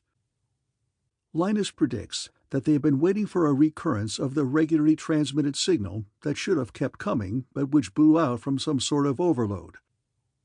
Within the half-hour, they have reformed their search pattern and seem inclined to continue, even though it should appear obvious to them that their friends have lost their ability to transmit." Regan looked puzzled. "Could it be that they've discovered how to tell when an infrawave receiver is being used?" Farron Twill shook his head. "If they knew that, they'd have developed a more efficient infrawave detector." Linus Bryan agreed vigorously. Vigon Sari seated himself self-confidently. "Gentlemen, you have before you a race with a dogged determination, the grit and will to go on, even though they have tasted failure." "Right," said Farron Twill. "So now I know," said Vigon. "And now we go in." Regan looked hopeful. "To let 'em have it?" His face fell. "Or to make friends of them." Farron Twill started to speak, but Vigon silenced him with a wave of his multiflexed hand as he went on. "We go in prepared for anything. Nalo, you will, as usual, set up our forces for battle. That means an all-man alert at all stations. Complete alert, Nalo." Nalo nodded. "With one exception. No attempt to clear the space charge in the projectors with a preliminary blast." "But look, sir. You'll issue instructions to your beam officers to set their beams for the trial blast, but not to clear them." "Mightn't that be dangerous?" "It might. But the clearing blast can come before we strike, if we have to strike. I doubt that the wait will be disastrous, Regan. After all, they seem to have no armaments worthy of the name. And firing a few thousand megnoid beams, even at test power, cuts up some awful didos in space." "So?" sneered Nalo. "Aside from scaring the armor off of them, it also kills a certain element I demand. At any rate, those are your orders. You, Farron Twill, will take charge of the maneuvers. setting up the fleet in battle formation and instructing each ship captain to be prepared for any maneuver, however unorthodox. Both of you are to maintain constant personal contact with me, for my orders may change by the minute. Linus, you had better clear your logic computer of all problems, but retain the information we have stored regarding this race. Be prepared to accept any information that may come from our next act. Understand?" They all nodded. "All right. Then, as soon as each of you is ready for further orders, report. At that time, we are going in." Chapter 9. Eyes on the speaker grill as if they could force it into life by the power of their minds and attention, they sat in the little lifeship cabin in deathly silence. Their utter helplessness was apparent to all three of them, but their grasp of that fact took different trends. Charles Andrews was angry and frightened. Had he been able to transmit his blocked-off communication, he would have roared in anger, cajoled, threatened, accused the rest of the universe of incompetency, then offered large rewards. But perhaps for the first time in his life, Charles Andrews was in the awkward position of having no channel of communication with those who might do his bidding. Therefore, he was as frightened as a musician who is told he must lose his hands, the use of which give him his only opportunity to pour out his inner feelings. Jock Norton was stunned, because he had looked upon this affair as a sort of lark. Others had come through space wrecks safely, and he should too, because now he had been forced to realize that this incredible thing was happening to him. Juggernaut was about to roll over him, and there was nothing he could do about it. A couple of the others who had come through safely had gained some fame and fortune by writing their memoirs and taking their short strut upon the stage of public curiosity. But the game had turned bitter, and now Jock Norton was wondering if it might not be better to get it over with as quickly and painlessly as possible, except that Jock Norton was afraid to face death with the same calm, casual attitude with which he had always faced life. But life had been fun, while death, who knew? Alice Hemingway was frightened almost into shock. She was holding fast to a blind hope, the same hope to which many a shipwrecked and space-wrecked victim has clung when the searching party passes at a distance and goes on, and the mind keeps crying that surely someone will turn and see. And screams become hoarse because all reason and logic have fled, and there is no way for the mind to realize that no voice could be heard across the thunder of waves or across the gulf of space. Alice also had blind faith in her lover. He could not fail. He would not permit himself to fail. She would not face the possibility that though Ted Wilson would do his best, that his fine crew and the equally fine crews of the other commanders would do their best, that best was not enough. So far, no one had mentioned the fact that Charles Andrews had wrecked their code transmitter. One does not kick a dog for ignorance, nor lay blame for technical incompetence upon a financier. An error is an error, and the other two victims knew that Andrews felt the weight of the error he had made as heavily as they did. But there it was, and sooner or later it would probably break through and come out stark and vital. Then the infrawave receiver chattered into life. "All right," said the voice of Commodore Wilson, "we have our plans. We'll assume that they've had a technical breakdown and cannot transmit. But until we find that lost life ship and the three of them in it, dead or alive, we'll keep on combing space. Are you with me?" The infrawave yammered with a chorus of affirmatives. Andrews took a deep breath. Norton relaxed and lit a cigarette. Alice looked around the cabin wildly and cried, "Ted! Ted! You can't fail us now!" They sat there in their little lifeship cabin, cold and frightened, and they listened to the chatter going on across space from ship to ship and an occasional call to base. Hope waxed and waned. They were as lost as any human being has ever been lost. Yet somewhere out there men were searching for them. They could be light years distant. They might even be going in the other direction. But it could be just a minute after the next when a wild happy yell would burst from the infrawave receiver to inform the known universe that the lost had been found. And so they waited and hoped. Commander Hatch, tired of inactivity, was loafing along out in deep space on the trail of a clustered group of the infrawave detector's improbable findings. But this time it was not a spurious respond he got. He flicked past Vigon Sari's flagship at no more than a half-mile distance and blinked at what he saw, hoping to scan it more closely on the image that his eye retained. The big flagship had come out of the black in a flash and a fluid line of sparkling lights, had blasted into size, and had been behind him in another flick. It left only the flowing image on Hatch's retina, but that was enough.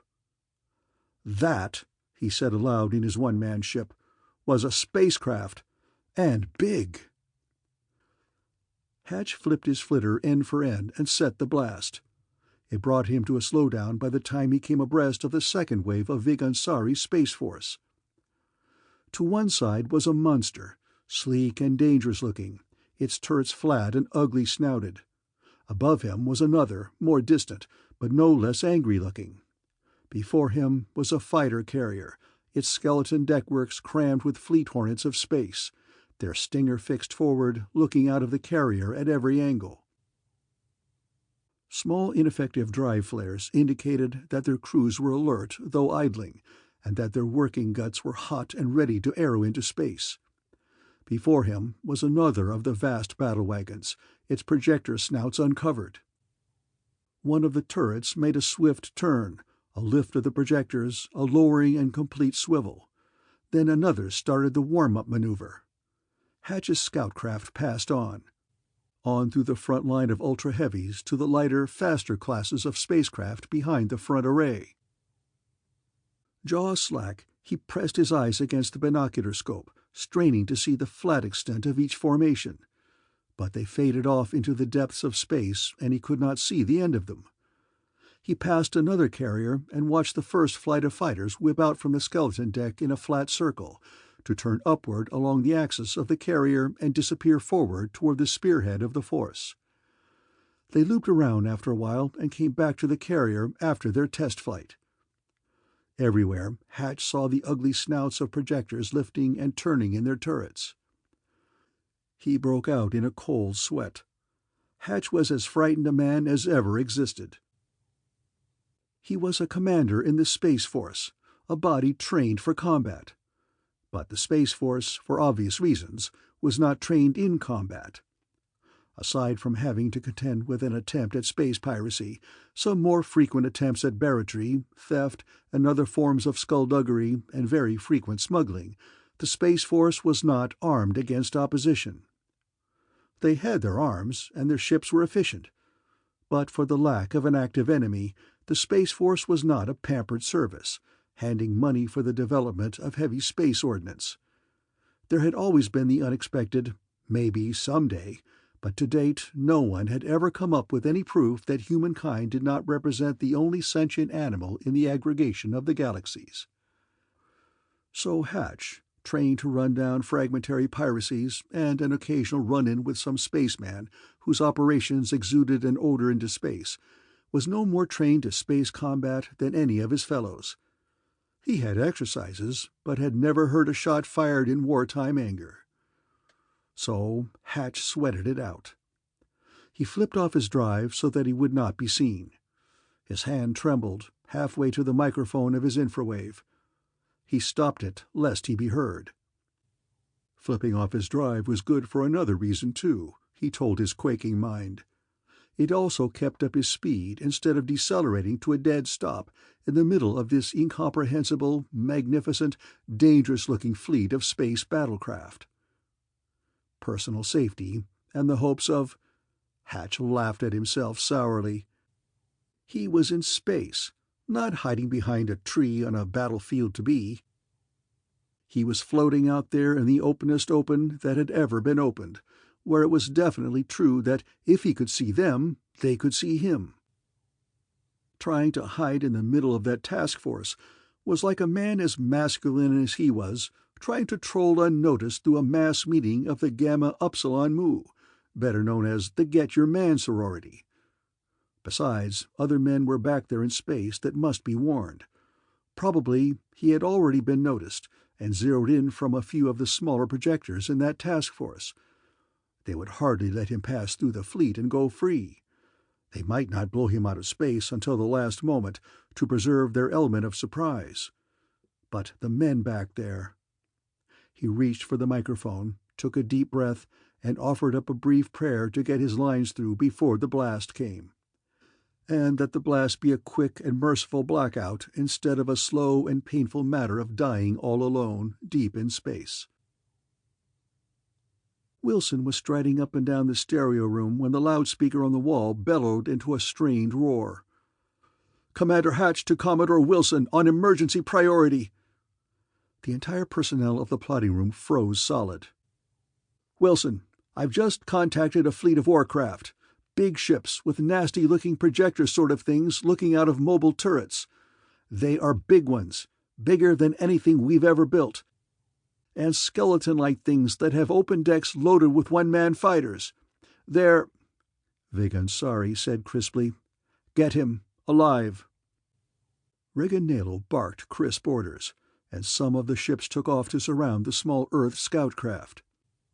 One of the big cruiser class swerved over and hurled out a blanketing infrawave that quietly clamped down on space and shut off Hatch's transmission as abruptly as cutting the wires on a telephone line, except that there was not even a click. Wilson grabbed a phone and barked, "Frohman, you're Hatch's second. Scout that, and report constantly." "Affirm, Commodore." Wilson called Admiral Stone. "Trouble, Admiral," he snapped curtly. "We've contacted what appears to be a war fleet in space." Admiral Stone was dumbfounded.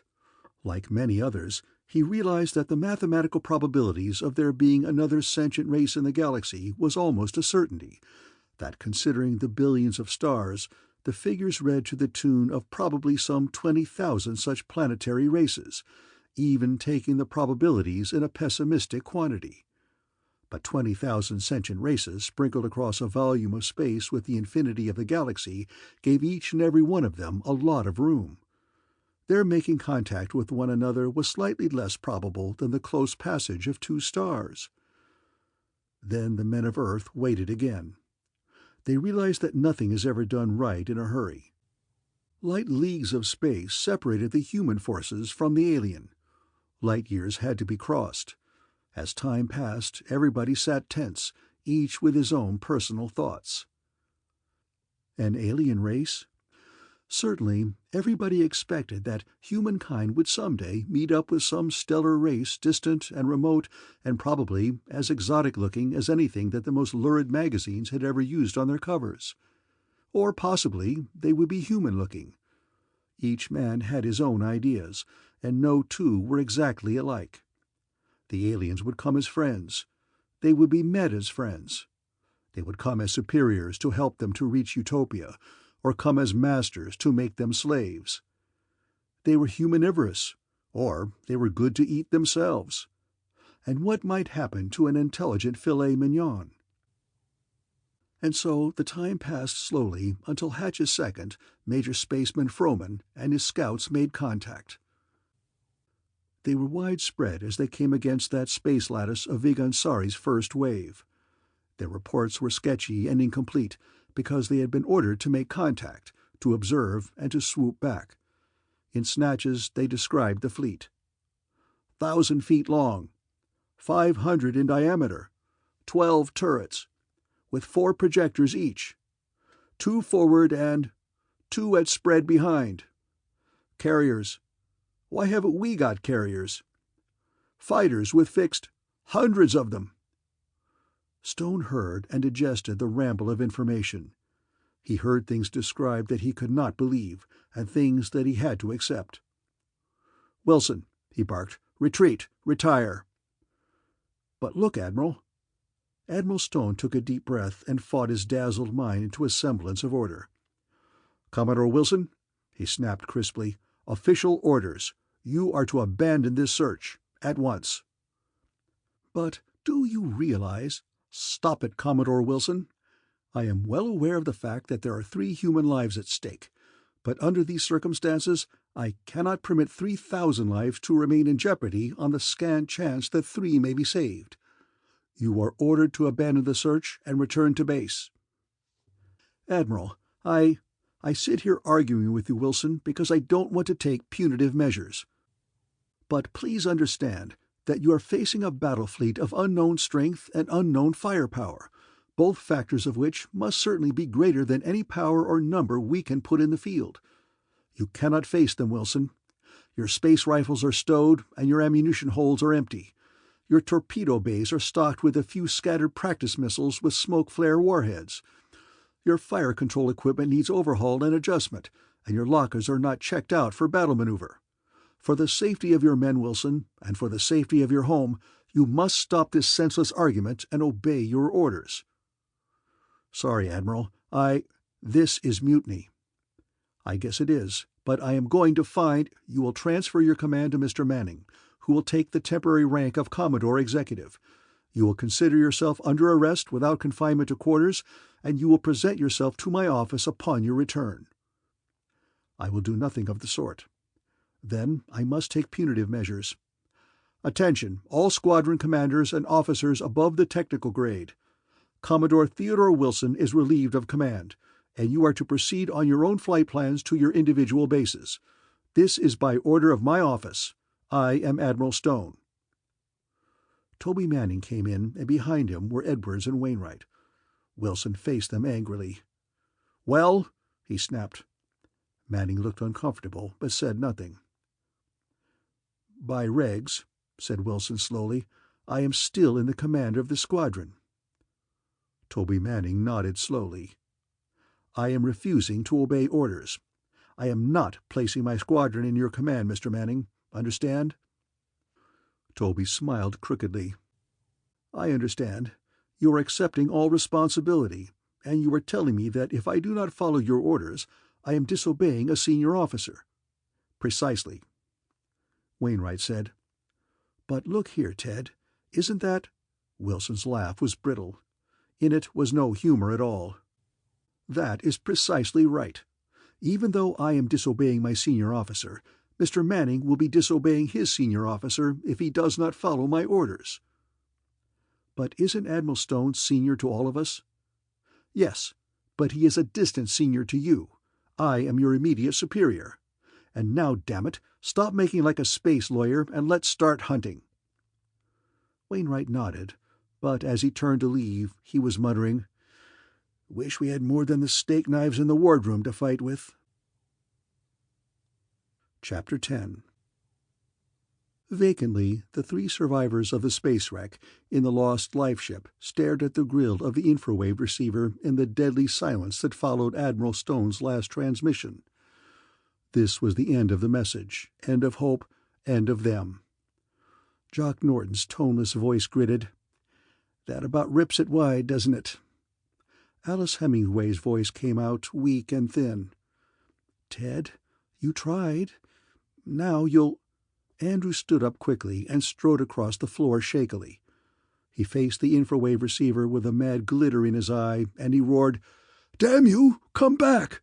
Damn you, come back!" Over and over he roared the inane words, and as he roared, his anger and madness increased until he was beating a fist on the cabinet in a violent rage. The infrawave said crisply, "Flight Squadron 19 in flight pattern for Procyon 4. "No!" screamed Andrews. "Time," continued the infrawave. "No!" screamed Andrews again, beating the cabinet with both fists now. 10, said the infrawave, and Andrews came down on the cabinet with all of his wiry strength. 9. The beat became a rhythm with the call. 8. Another hard slam left blood marks on the metal. 7. The cabinet bent inward. A shower of glass fell from the tuning indicator. 6. Almost lost in a solid thunk. 5. And after the blow something spluttered in the speaker's throat. 4. Knobs bent and Andrew's blood drooled along the cabinet front toward the deck. 3. With a fizzling sound, the infrawave died and said no more. Insanely, the man beat upon the bent cabinet in the same rhythm, although the sound had died. He beat and he beat until the stun and shock had been wiped out of Jock Norton's face. He came over and hauled Andrews from the cabinet. The financier struggled, but it was futile against Jock's size and strength and youth and stamina. The pilot trapped Andrews' flailing arms and held him immobile until rage, madness, and hysteria had passed. Andrews lay silent, his face blank, his breathing shallow. Norton looked at Alice. "Stroke?" he asked worriedly. "Has he got a bad heart?" Alice looked up, the semi-blankness fading from her face. "I don't know. Is he—" "He's passed out or burned out or worked himself into a faint." Alice brought a blanket as Norton lifted Andrews to one of the bunks. "Jock?" she asked. "Yes?" "What does this mean? Enemy ships and all that." "It ain't good, baby. From somewhere has come the inevitable transgalactic culture, only with guns instead of gifts." "But it isn't like us to run." He nodded soberly. "Yes, it is," he told her positively. "The first man lived to start the human race by knowing when to run like hell. He ran until he could pick up a handy rock to throw. That's what our men have done. Run home to get our rocks." Alice looked wistful. "And Ted?" Jock shrugged. "I wouldn't know," he said. "He'll probably get busted a few grades for insubordination." "They took his command away. That's one way of preventing full insubordination from an officer who might have a lot of public sentiment on his side, or good high-rank material in him. They take away his command before he disobeys, slap him down a few steps for trying, and let him sweat it out." "I'm glad," she said simply, and her voice was calm. Norton looked at her strangely. She caught his look and smiled, almost serenely. "It would be a shame," she said, "for Ted to have to lose his rank and his prestige and his honor, and maybe his life and the lives of all his men, by doggedly staying out here in the face of an enemy fleet against orders." Norton nodded dubiously. "I suppose so," he said. "But do you know where that leaves us?" "Yes," she said, "I know." Tears welled up in her eyes, and she leaned forward to find strength in his arms, and a rest for her weary head on his shoulder. He held her, gently stroking her hair with one hand and pressing her against him. She stopped sobbing after a while and looked up at him. Murmuring softly, he leaned down and kissed her eyes. She clutched at him and swayed in his arms. He found her lips then, but there was no fire in them. Nor was he surprised, for there was no fire in his own either. Vigansari gloated. "Very interesting. Very." Farron Twill shrugged. "Just what else did you expect?" Reganello scowled. "We had him in your lap," he complained, "and nobody gave the order to fire. We could have chased him inch by inch, but all we did was to hang here in space and scare the hull plates off of them and let 'em run like rabbits." Vigan smiled. "Exactly. I expected one of two things. They could have swarmed into us senselessly, suicidally, to take whatever toll they could take before they lost. That's why we had the projectors alerted and the fighters hot. I don't even open an anthill without protection, gentlemen. So they did the other thing." "Sure," growled Reganello. "They could either stay or run. Since they didn't stay, they—" "Stop being smart," snapped Vigansari. "Or weren't you listening?" "Yes, I was." "Then you should realize that what they were doing was behaving sensibly. Just what would you do, Nelo, if you were wandering through a woods unarmed, and a large, unknown, and completely unexpected beast leapt out on your path?" Nelo sneered. "I'd run." "Then what?" Nelo's eyes widened. He said at last, "I'd run until I got where I could get armed. Then I'd probably go back hunting the beast." "Exactly. but not too good an analogy, which is my fault. They did not run in abject terror. They sent scouts to spy us and report our strength as best they could. Then they retreated. There's a difference. They reported home, but retreated to their base or bases, because they knew that they could do no good by hurling themselves on us. They want to arm themselves? Precisely. And what do we do now? I think we had best question the one we picked up. Linus Brine shook his head. Not that one, he said. Why not? When we pried open his scout craft, he came out a-fighting, and he fought until we had to take him over. He clipped several of our boys, and I'm afraid we got a little rough. Our fighting men can get hard, you know. Dead? Demanded Vigon. No, but he'll be in no condition for an extensive questioning for some time. Damn. Well, the next best thing to do is to collect the life ship. We know what we wanted to know about their mass reaction.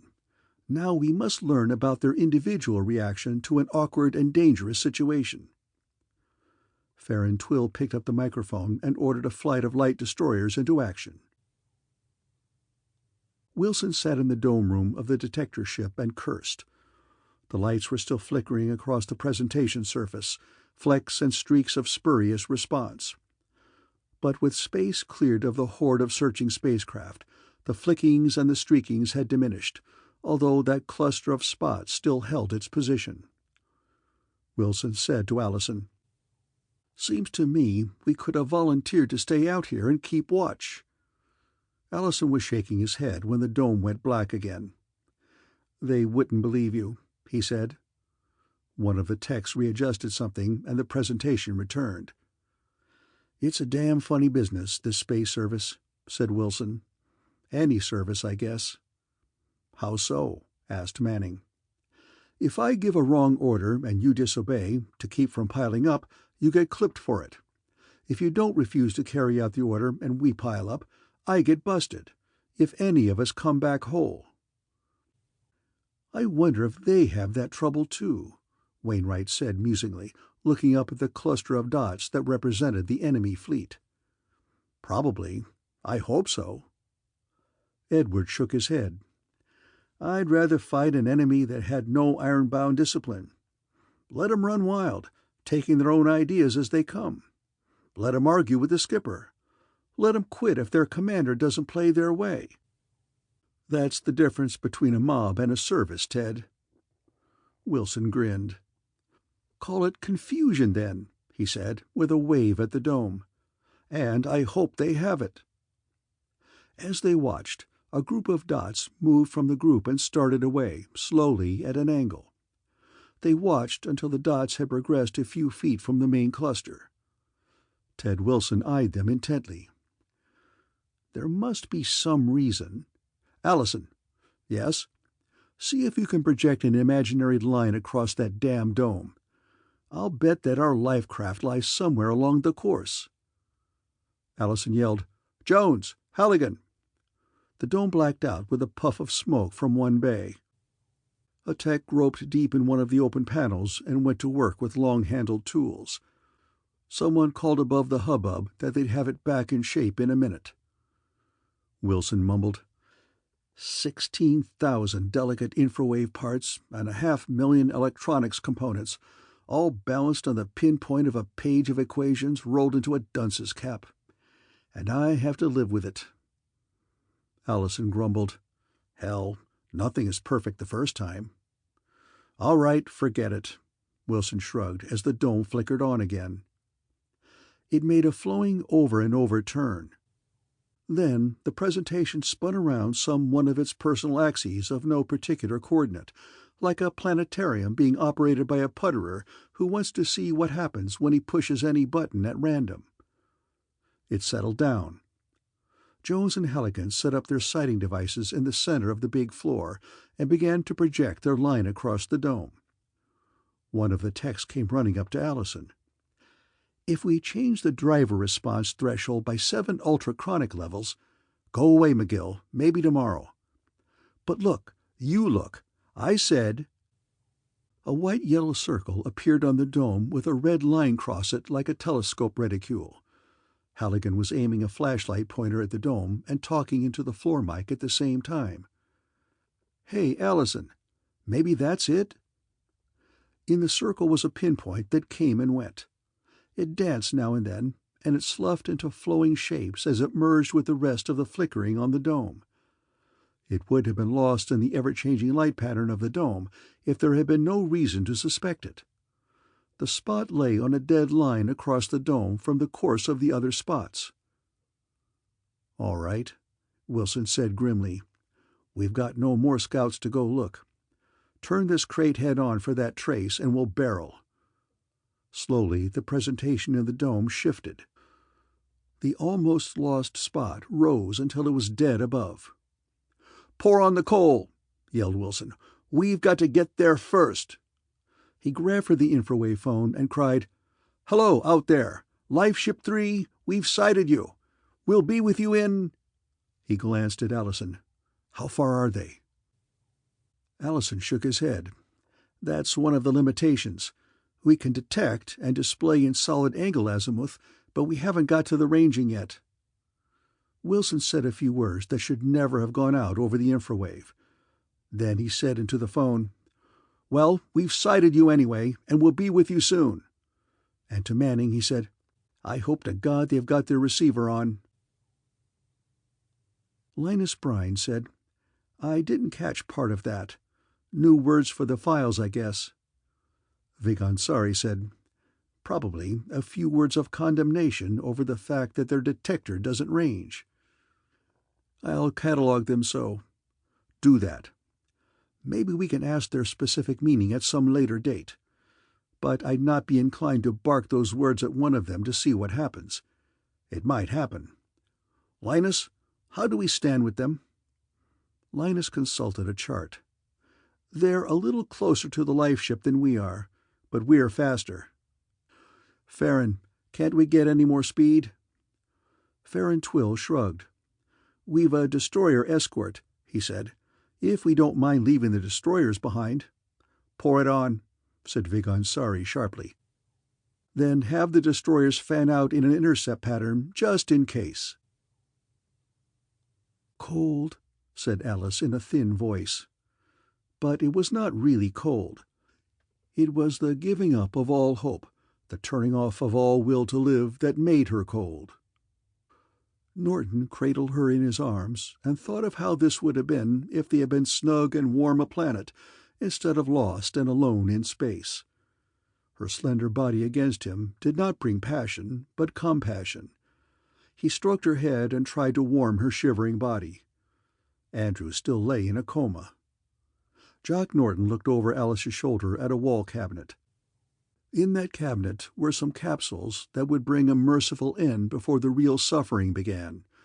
Andrews probably wouldn't need one, but maybe... Slowly, as if doing something against his will, Norton disentangled Alice's arms. Gently, lest she stir and cry out in fear, he broke her hold on him and stroked her arms for a moment. He slipped his own arm out from beneath her neck and held her with his other arm for a second or two. She was moaning faintly, staring at the ceiling and not really aware of what he was doing. He slipped off the bunk and walked across the room unsteadily. Slowly he went, for the idea in his mind was against his determination. He cursed the ruined transmitter and snarled under his breath at the broken receiver. Then he fiddled with the catch of the cabinet, his fingers obeying his subconscious instead of his not-too-firm will. He took 2 capsules from the bottle and went back to Alice with them in his hand. He had reached, was standing beside her, when he looked at his closed fist and decided to wait it out one more minute before he popped one into her mouth and took the other one himself. For life, as poor and precarious as it was at this moment, and as likely as it was to get worse, was still better than taking that long, unknown, and unpredictable step into the long dark. His minute passed all too quickly. Alice shuddered and pressed against him. "Ted," she pleaded weakly, "Ted, hold me?" "Yes, darling," he said softly. There was no point in hurting her any more. Let her think he was Ted, if that was the way she wanted it. Andrew stirred and groaned. Norton looked at him, frowning thoughtfully. Maybe Andrews should have his easy way out, too. It would be tough on the guy to come to and find himself the only live one in the ship, and, of course, not to know where to find the remedy. The pilot decided to stall for another minute. He'd get another capsule and slip it to Andrews. Then he would hold Alice once more and keep her happy, thinking he was Ted. "One moment more, honey," he breathed into her ear, then kissed it gently. "I've got to get you something." "Hurry," she murmured. "Hurry?" "Yeah, get it over with." The trip across to the cabinet was longer this time, for the idea was still rubbing him the wrong way. "Oh, hell," he grunted, as he reached for the bottle again. Chapter 11. As Commodore Theodore Wilson eyed the infrawave detector presentation on the dome of the detector ship, he groaned. The presentation of targets was stronger now. At the apex of the dome was the life ship, its response waxing and waning, but always strong enough to stay visible even at its lowest ebb. Some 40 or 50 degrees down the hemisphere was the stronger response of the enemy warcraft, hanging motionless in the dome. The group of spacecraft that had come with it were dispersed in some complicated pattern. Most of these were lost in the tricky shift of the spurious lighting of the dome. Others had disappeared completely because they were out of range. "Pilot," cried Wilson, "can't we pour on more power?" The pilot rapped his levers with the heel of his hand and shook his head slowly. "Sorry, sir. We've been at the top of the military emergency range all along." Occasionally he looked back over his shoulder at the motionless enemy response in the dome. No man in the detector room needed a fancy ranging detector and a computer to know the worst. The infrawave would not range, but it was good enough for this. The inefficient detector and knowledge of one of the simpler facts of navigation told the whole unhappy story. When the angular position of a distant object remains constant to the observer in a moving vehicle, they are on a collision course. And so long as that observed angle does not change, they will remain on that collision course right up to the bump. Distance or angle of attack does not contribute or detract. The fact remains. The object may be stationary, or the observer may be stationary and the object moving, or both may be moving, but so long as that angle remains constant, they will collide. One may be curving and the other in acceleration or deceleration, but if the observed angle does not change, it's still collision. In fact, there are only a couple of exceptions to this. One is when the subject object is astern and moving dead away from a collision, or what might have been one before either ship moved on to the course. The other is when a circle is cut with the object at dead center. Make it a spiral, and you have your course of danger. Put it in space, or on the sea, or in the air, or across the land, and the same holds true. So the fact that the enemy warcraft hung at some 40 or 50 degrees and did not change its position meant that the detector ship and the enemy warcraft were going to meet. And undoubtedly at the point where the life ship would be in the middle, because the enemy was obviously heading for that spot. When they hit, the enemy warcraft would come through the detector dome exactly where its response now registered. "Can't we stretch something?" demanded Wilson. Manning thought about it. "We'll bust something if we—" "Then bust something!" barked Wilson. Manning and Wainwright took off below, while Ted watched the spot over his head. He tried to guess whether he was closer to the life ship than the enemy, or whether it was the other way around. Not that it made any difference to the chase, but it did mean that he or the enemy was the faster of the two. Wilson put his chips on the enemy, but until he had two sides of range to his included angle of 40-odd degrees, no one could tell. Then the spot moved down a bare trifle, faltered, and continued to flow slowly back toward the rim of the dome. Wilson gave a howl of victory just as the infrawave detector conked out again. The crew scurried madly to repair the fault. He was still looking glumly at the blank dome when the infrawave phone rang beside him. "Wilson," he barked in it angrily. "Wilson, I'm pleading with you to use some common sense." "Admiral Stone, I've located them. We're on our way to get them, and nothing anybody says will—" "Still disobeying orders? Still mutiny?" "My good God, Admiral Stone, you wouldn't want me to abandon this search now that we've located them." "Wilson, you're out there with a crew of our top-flight infrawave engineers, physicists, and theorists, along with about $8 billion worth of experimental gear. You're flying that responsibility into the teeth of an enemy." "Admiral, I'm taking a calculated risk." "If you manage to get back," snapped the Admiral angrily, "you'll—" "Oh, hell, it'll be better for you if you don't, that's all." The detector dome came on again, and at the same time came the first faint failing whimper of a response from the reliable magnetic mass detectors. Wilson eyed the small celestial globe, saw that its angle attack was that of the life ship, and shouted into the phone, "Admiral, we've got him on the magnetics. I'll be seeing you later." He hung up the telephone on the Admiral's shout of dismay. Vigansari snarled something to Regan Nalo, and the second officer went below to snarl something at the engineering crew. They went to work shorting out the safeties and cutting out paths of attenuation.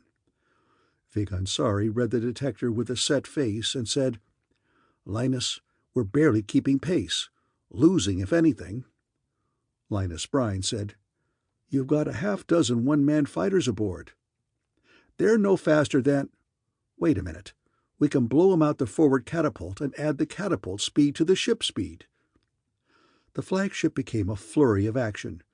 Men hauled the fighters aloft, and one by one they were hurled out of the launching tube.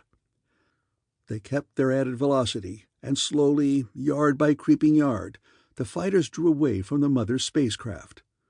But yard by crawling yard would be enough by the time the whole distance was covered. Wilson said to Maury Allison, "You've got a tender ready?" "Yes." "All right, then. Let's plan this operation carefully. As I see it, we're going to have a split-second advantage, and we've got to make good use of it." Allison eyed the dials on the magnetic mass detector and made some calibrating adjustments. "From what I can tell," he said, "the life ship is in free flight along a course not more than 10 to 15 degrees angle from our own free flight course. We've been in a slight vector thrust, you know." Wilson nodded. "That's all to our advantage. Now, unless I've miscalculated, I think I can be belted out of here in your tender. I'll make contact, then continue on until you catch up with me. Right?" "Sounds reasonable." Allison gave some orders to one of his techs. The tech punched his keys for a half-minute and waited another 10 seconds for a strip of paper to come out of the machine in jerky sequences. He tore the paper off when it had stopped and handed it to Wilson. "Here," he explained, "are a group of possible time versus velocity courses. Follow 'em exactly, and we'll make space contact on the other side." Wilson looked at Allison. "Wish me luck," he said. Allison nodded. "You've got it," he said quietly. "You know we're for you, or we'd not be here. If I don't come back—" Allison's face drew taut. "If you flop out there," he said solemnly, "Toby Manning is next in command, and he'll be forced to follow orders from base. So don't flop, Ted." "I won't," promised Wilson. He fired up the tender, waited until everything was running hot and ready, and blasted himself out of the exit port forward. He set his magnetic detector and patch-quartered it to the drive so that the warp generator would close down and the drive would cease at the proper instant for deceleration in close proximity of the life ship. Although the long-range search radar was completely useless at velocities even approaching the speed of light, Wilson turned it on and checked it out in readiness. He patch-ordered it also to the basic space drive, to take over after the velocity of his ship fell below the speed at which radar became useful. Then he waited, with one eye on the timer. The detector ship faded behind him and was lost as his lighter spacecraft responded to the drive. He wished helplessly for an auto-timer drive, because he knew that his hand and eye were not accurate enough to do the job as smoothly as he'd have liked. He wanted a bigger ship with a monster-sized drive. One of those spaceport luggers that can hump spacers from berth to berth would have been fine, even though they carried insufficient storage power for anything more than close to base operations. He wondered whether such a ship would be too massive for fast maneuverability, and decided to ask about that someday. The 100th second sweep hand of his watch came around and up, and he began matching its motion with the rhythmic beat of his hand on the reversal lever as the hand crossed the 10th second marks.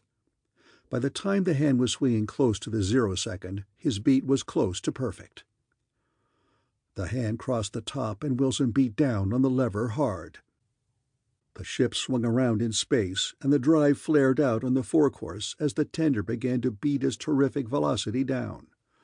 Wilson felt that peculiar prickling of the skin that comes with a swiftly closing warp generator, but he knew that it was deliberate and not a failure. He tried to force it down faster, tried to make the drive harder. His hand rapped the power lever again and again, ramming it against its hard stop as if he could force the setting higher than maximum. There would be particular hell to pay when he got back home, but he would have the personal satisfaction of having accomplished his mission. He put the future out of his mind, because he had no idea of what kind of a special hell would be given to a man who was successful because of disobeying orders. He watched the meter crawl down to the red mark and below. Then the warp generator collapsed with a jar. It was a little too soon. The speed of the tender was still high, not above light, of course, but high enough so that its Einstein mass created quite a warp in space. He felt the heat leap high, and knew that the tender had slowed with the same sort of deceleration as a bullet hitting a patch of thin wool. He did not lurch in the ship, for he himself had the same Einstein mass effect. He felt a hot sweat fever fill him as the excess mass reconverted into energy. He shook it off, but knew that eventually he would pay for that sudden fever with its biological effects. Then the long-range search radar produced a distant response, and Ted Wilson put everything out of his mind except the problem of matching velocities with the free-flying life ship. He called on the close-range radio, frantically pleading for those in the life ship to alert and be ready. He got no answer, which made him break out in a cold sweat. The radar picked up the flight of Vigansari's one-man fighters, and Wilson looked out of the dome to see if they were within sight. They were, of course, too distant to be visible, but in the radar they were closing fast, converging upon the life ship from a fairly tight, solid angle. He clenched his fists and made a fast calculation. So far, he was ahead.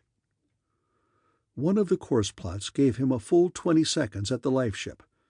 Anxiously, Wilson tried to urge his ship on, even though he knew very well that the equations of time and velocity and distance provided only a single solution that could be considered at all practical.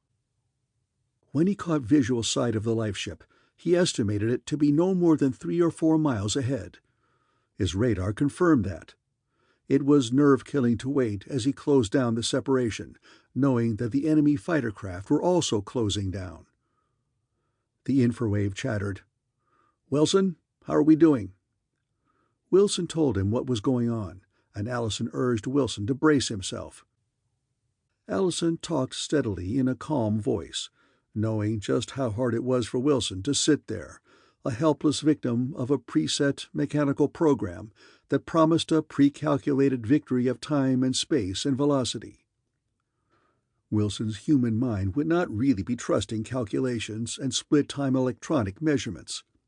It would demand that he leave his ship and run, that he take the levers and drive, that he do something, anything, except sit there calmly and dog it through.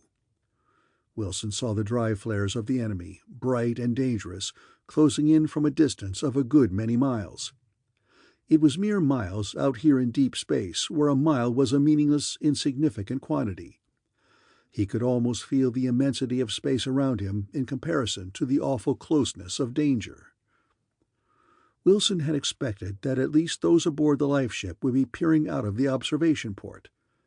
He put himself in their place and knew he would have been scanning the dead and merciless sky for the first sight of a flare. But as his tender crept up alongside the lifeship with maddening slowness, there was no sign of life aboard. It took whole seconds to match the final few yards per second of deceleration against the free flight velocity of the lifeship. Then it took more dragging seconds to urge the tender in an alongside course that brought lifeship and tender port to port. They matched, and Wilson hit the lever that powered the annular magnet that snapped the two space locks together hard enough to compress the bellows into an air seal. He was at the space lock before the two ships had really settled together. He was spinning the hand wheel, then clutching at the fast escape lever of the lifeship. "Hike!" he bellowed as the lifeship lock opened. "Hike! We've got 20 seconds before—" His voice stopped dead, his heart faltered a beat, and his mind rebelled at the shock of what he saw. Charles Andrews was lying on one bunk, his bleeding hands staining the blanket. His breath was shallow and regular, but he was wheezing with every breath. It was the sound made by someone who has lain far too long in a semi-coma, until nervous system and automatic reactions have become so dulled that phlegm in the throat does not produce a cough. Jock Norton lay on his back with his eyes not quite closed, but all that was visible was the whites below the iris because his eyes were turned up. His right hand dangled to the floor beside the bunk. His left arm lay limply around the shoulders of the girl. Alice's face was buried on Norton's shoulder. Her left arm flopped loose across Norton's chest. Her right was trapped beneath her. As Wilson looked, Norton's shallow breath clogged, and he began what would have been a wallop of a cough, but his breath did not waver. His clogged windpipe kept making little soggy noises as the wind stream changed in and out and in and out. On the floor a few inches away from Jock Norton's hands was a bottle of capsules.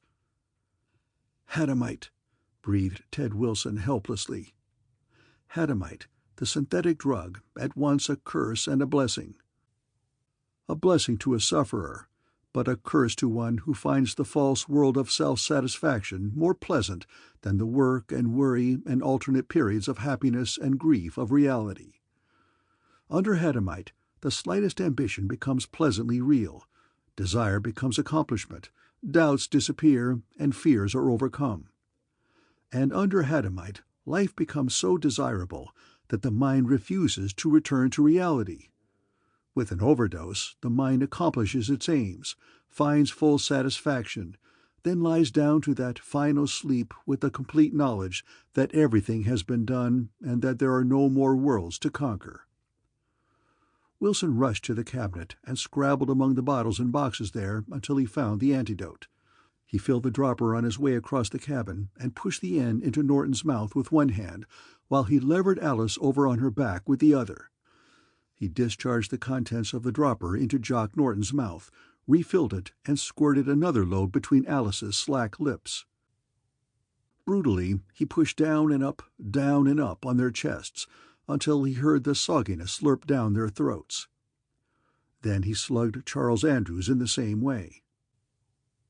20 damn seconds, he snarled, in bitter realization that it would take him longer than that to carry one of them into his tender, let alone all three.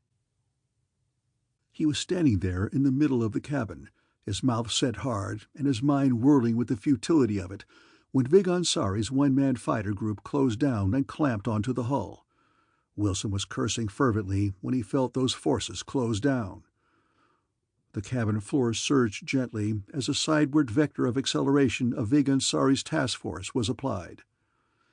Ted Wilson picked up the fallen bottle of Hadamite capsules and contemplated them sourly. He might have done better by not bothering with the antidote. He had failed completely. He had come aboard only to find his girl in the arms of the pilot, all of them doped and heading for a painless death. He had prevented them from dying, but had kept them alive only to meet some unknown future at the hands of an unknown enemy. Wilson hurled the bottle of Hadamite capsules against the wall where the first searing circle of a cutter was beginning to come through. He was shaking his fist defiantly at the wall when Vig Ansari and his 2 lieutenants came through to meet their first Earthman face to face. In the commander's quarters aboard the flagship of the alien task force, to which Ted Wilson and the 3 unconscious occupants of the lifeship had been removed, Vig Ansari faced the Earthman. He spoke to Wilson directly, but his voice was picked up by a microphone. Each word he spoke went into the monster logic computer in Linus Bryan's ship and returned to a loudspeaker that reduced Vig Ansari's inflections and tones to a tinny mechanical reproduction in the Terran tongue. "Please relax," he said, "and understand that we want only information." Wilson was alone now. The others had been placed under a doctor's care. "After which we get what?" Wilson demanded belligerently. Vig Ansari's voice was harsh, but it came through the loudspeaker in a flat monotone. "Whatever course your race prefers to take." "How's that?" asked Wilson.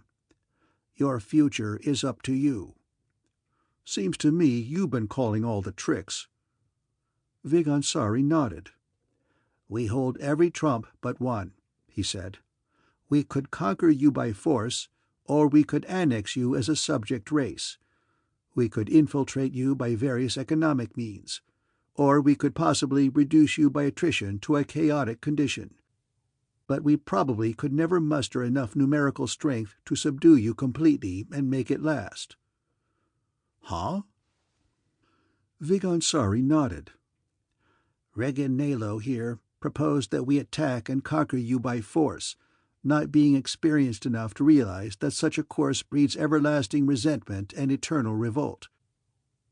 You'd fight to the last, and those of you who were not exterminated would hide and plot revolt until one day you'd rise to displace our rule.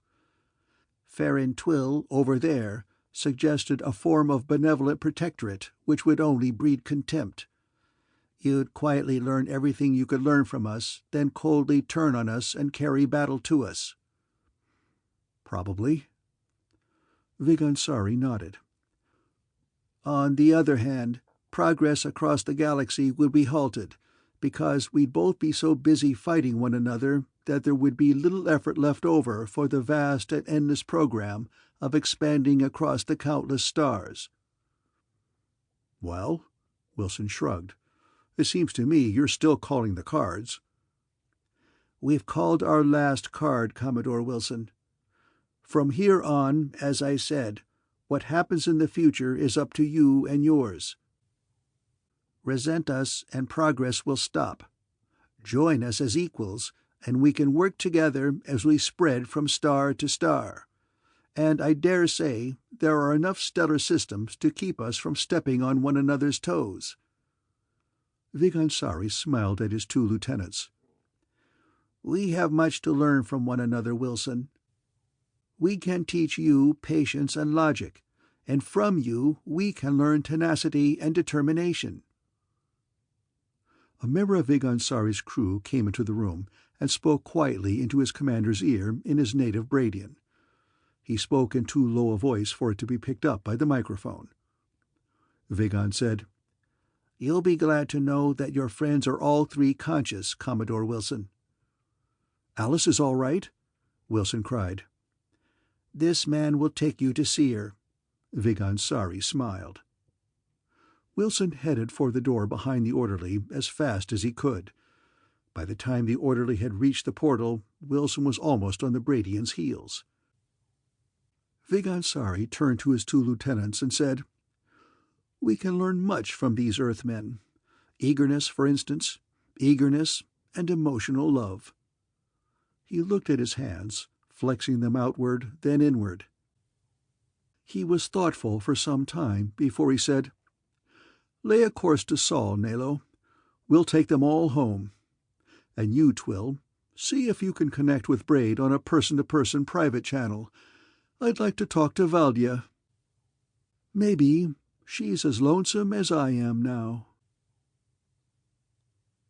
The End of Spacemen Lost by George O. Smith. Hey, sci-fi horror fans! That concludes Spacemen Lost. Thanks for tuning in. A huge thanks for our official members. We appreciate you all. Craving for another classic sci-fi tale? Click that video on your screen. Until next time, everyone. And remember, stay cosmic.